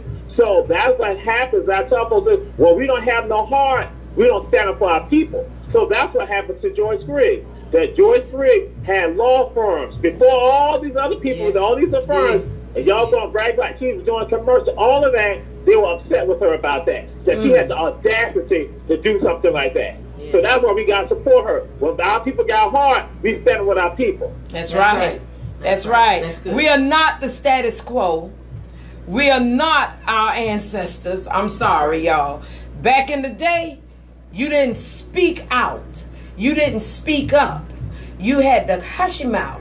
And you got a little bit. Somebody said the other day, well, at least we getting something. Give us a little bit of something. Hell no. Don't give me no little bit. If I'm paying into it, I want my due diligence. I want my just due. Right. Okay. Yeah. Caller, I thank you so much for calling in. Thank you. All right. Bye. All right, y'all. It's 9:48. Okay. I have got what you want the people to do. Okay. Listen, I need you to get out and vote for the one and only Lieutenant Colonel retired Joyce Marie Griggs, from combat to Congress. Say it again. From combat to Congress. From George, you don't even understand, man. That's that military. That's that army. That's that camaraderie. Look at that. That's just like, we ain't scared. No, we ain't scared. We just do it. We do it. We just do it. We just do it. We just do it. And you know, there used to be a commercial that said, we did more by 6 a.m. than most people did all day. And that's the truth. You and know that's the truth. Right. So I want you to get out to the polls to vote and vote for Joyce Marie Griggs. And be advised that I have a lot of knowledge. I know how to read, write, and interpret laws. Okay? Come on. And I have the heart. I will fight for you all the way. And you need a fighter in Washington. You need someone that will articulate your needs at the highest level. Let me tell you something. Put me up there and I'll show you what I'm going to do. I'm going to support and serve all people. And again, I can't be bought and I can't be bribed, okay? I'm there for the people. I don't care about money. I am there for the people. I've always been a servant. I've always been a warrior. So put me in Congress, and I tell you what, let's all go to Congress. We're going to Congress. Let's vote. Let's all go. You can start voting now. Vote early. Vote. But if you wait, vote August the 11th for Joyce Marie Griggs. Your warrior. Your fighter. Your representative. That's right. Okay? I'm fired up and I'm ready to go. Fired up, ready to go. Y'all, thank y'all so much for tuning in. Maestro, y'all listen, next week we were supposed to talk about y'all, let me say this quickly. Taxes, city taxes have increased. That's the way it was presented to us, that if they voted a certain way, that it was going to be increased. Myself, along with Keisha Gibson Carter, Estella Shabazz, and also Bernetta Lanier, we voted for a rollback, which would have given the taxpayers increase. They could have had a little extra money in their pockets, okay, and they wouldn't have had to pay as much. But 4 other council members, along with the mayor, voted for the increase. Okay, so I'm gonna tell y'all now. Pay attention. All right, and we'll talk about that more at our next Tuesday. Now, as far as the city council meeting where I said we were going to talk about the situation that happened with the DBE, y'all, I can't talk about it now because it's almost 10 o'clock and I'm ready to go. But I promise you, top of the show next week, we're going to get deep into that conversation. Okay? As far as I had Latrice Stokes on the air. Latrice Stokes was on the air and she was going to talk about Forex, which is trading for our young people. Y'all, that is money. Yes. That's money. What is it? Forex. F-O-R-E-X. Yes, F-O-R-E-X. Let me give y'all her information. Latrice Stokes, Forex. She's doing it Fridays from 8 to 9 p.m. Foreign exchange market, 13 to 17-year-olds. Parents, contact her if you're interested. She's doing 4 sessions, and it's $10 per session for 4 weeks. That's $40. Invest $40 in your child to teach them about exchanging money on the foreign exchange. Her Facebook is Latrice Stokes. Her Instagram is @Market Maker, MarketMaker. Her telephone number, get this, her telephone number is 910-802-0165. Bam, babies. Hey. With that being said, go ahead, Maestro. And give a congratulations to my handsome nephew and my beautiful niece. Oh, Ahmad Young and Stephanie Edwards from American Idol is engaged. They got engaged, y'all. Oh, let me say this, and I'm gonna be through, I promise.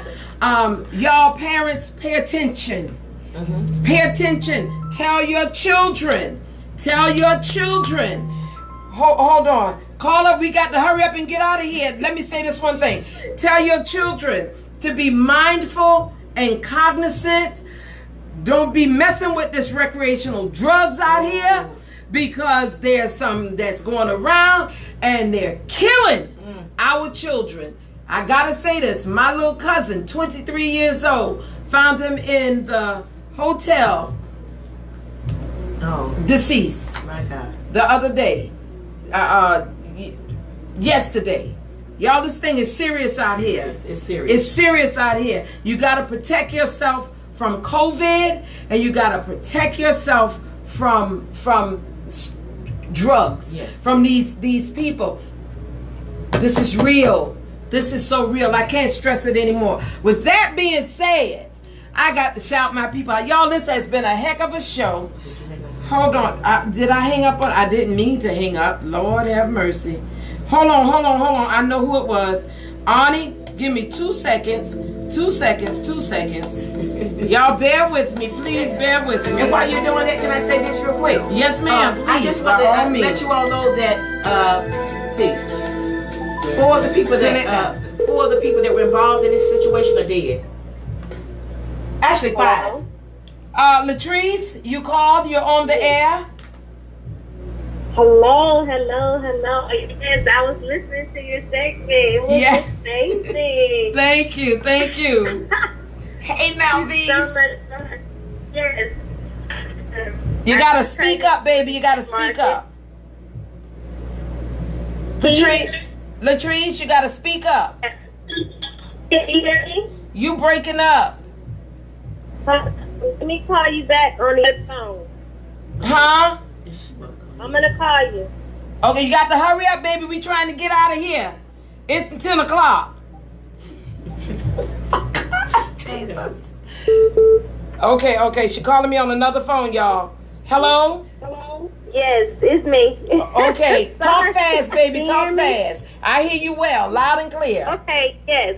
So, yes, I do trade in the foreign exchange market. I work with teenagers aged 13 to 17. Friday nights, we call it teen night. I have teens all over the U.S. I have teens in the U.K. I have teens in Nigeria. I have kids all over the world that get on these calls to learn how to trade. So we teach them from basics all the way up to advanced how to profit in the foreign exchange market. So it's a lot of fun to teach. The kids love it. It's something that I wanted to do as an effort to give the teenagers something to do with them being stuck in the house from this COVID-19. So I work with the kids on Friday nights. I have a women's group that I mentor as well. I also have a podcast that I speak on for as it relates to Forex, as a matter of finance, which is on all podcast networks. So this is something I've been doing for about a year. I'm a dental hygienist by profession. I'm from Savannah, but I live in North Carolina. So I'm excited. Like you said, you can reach out to me on IG at Market Maker on IG, or you can reach me on Facebook, Latrice Stokes, or you can call me at 910-802-0165. Fantastic. Awesome. Thank you so much. And y'all, she is coming to Savannah. She is actually coming to Savannah. She's going to sit in one of these chairs and she's going to break it down. Parents, you got that information. Invest $40 in your child. Invest $40 in your child. Because guess what? Our school system ain't giving our babies this type of knowledge. Other folk getting it, but ours ain't. Bam, babies. I said it, and I'll say it again. With that being said, y'all, we got to go. Patrice, thank you. Latrice, thank you so much for calling in. And y'all, listen. See him? I know y'all, it's 9:55. But we're still fired up and ready to go. I'm ready to go. I am truly, oh my Lord, I am truly ready to go. Ooh, girl, I've been sitting down for how many hours? 3 hours. Yeah. This is good. Thank you, my sister. Oh, you welcome. You welcome, girl. You are so welcome. Maestro. Yes. You're ready. Yes, I am. Are you ready? Look at the producer that came in here 3-4 times talking about it's time for us to go. Oh, that's it, Joyce. Let me shout my people out. Lord, there's so many people on here tonight. I just thank y'all so much for tuning in. My listening audience, I thank y'all so much. So much. I need y'all to share. Invite. Love you, girl. Listen, y'all, when I tell you this thing is going to blow up, it's going to the next level. Maestro, I love you. Man. You already know. One more time for Martin and Stephanie. Oh, Lord, did I miss anybody? Did I forget anything? I don't think I did. I hope I didn't. If I did, let me shout my people out of Amir Torre. Yeah, y'all, we talking. We gonna talk. Y'all ain't got to worry about that. Audrey Murray, Carl Murray, Sonia Leroy Stanley, Janetta Purvis, Terrell Dickerson, Tanya Howard Hall, Marilyn Jackson, Bernetta Bryant Lanier, let's see, Antoine King Young, Eric L. Fulcher. Eric L. Fulcher. Malvise R. King. Sandra Wallace Matos. Lord, they calling in. I'm sorry, whoever calling in. Babies, I'm sorry. I can't talk. It's time to go. It's time for us to go. Okay. Arlisa Cone. Huey P. Newton. Gabrielle Nelson. Willamette Ferguson. Sharon Butts. Sharon B. Smith. What's up, my sister? Sharon Wanda Aikens. Malise Lewis James. Valerie Sweetenberg. Carl Murray. Errol Cooper. Henrietta Hills. Y'all, I'm so glad, Henrietta. Y'all, Reverend Dr. Leonard Smalls is in the hospital recovering from his transplant. Please, everybody, please keep him in prayer. Keep him in prayer. We know he's gonna, that's my mentor, my brother, my warrior brother. Oh my God, my confidant. Y'all keep him in prayer. Okay, I love you, Reverend Smalls. Patrina Johnson, Josie Shepard, Deborah Wright, Vincent Jenkins, Ivan Dean Coyne, Henry Lee Perry, Fraylo Lizette, Gabrielle Nelson, Keisha Gibson Carter, P1 is done. Got though this, you know, and her response is P2, I got you. Bam, baby. Okay, Shaniqua Jenkins, Sherelle Grant, Demetrius DeShante Holloway Sr., Ivan Coyne, Vanessa Taylor. What's up, Vanessa? Y'all, we got a power pack show for you next week. Please, please tune in. Okay, Shaniqua Jenkins, Rudell Young, Margaret Jones, Latrice Stokes, Gary McFarland Gordon, Antoine King Young, Juanisha Lulu. Let's see. Derek Mallow, y'all. Vote Derek Mallow for Georgia House of Representatives, District 163. He says, let's do this, and we're going to do it. Donna Jackson Harrington. Okay, let's see. Tyler Green. Michelle Burton. Brenda Kennedy. Olga Musgrove Williams. Loto. Doris Fogel Wells. That's my sister Doris. Y'all can come and get them other clothes because that lady never came and got them, okay? All right. Let's see. Faye Green. Felicia Armstrong Schumann. Juanisha Lulu. Y'all, listen. I love y'all. God bless you. Peace out, babies. Woo, that was a show. That's a show tonight, honey. Yeah, that was on tonight. Oh, my gosh. Let's get out of here. Every bit of 2,000 views. Oh, my Lord. I'm telling y'all. Your thing stayed consistent.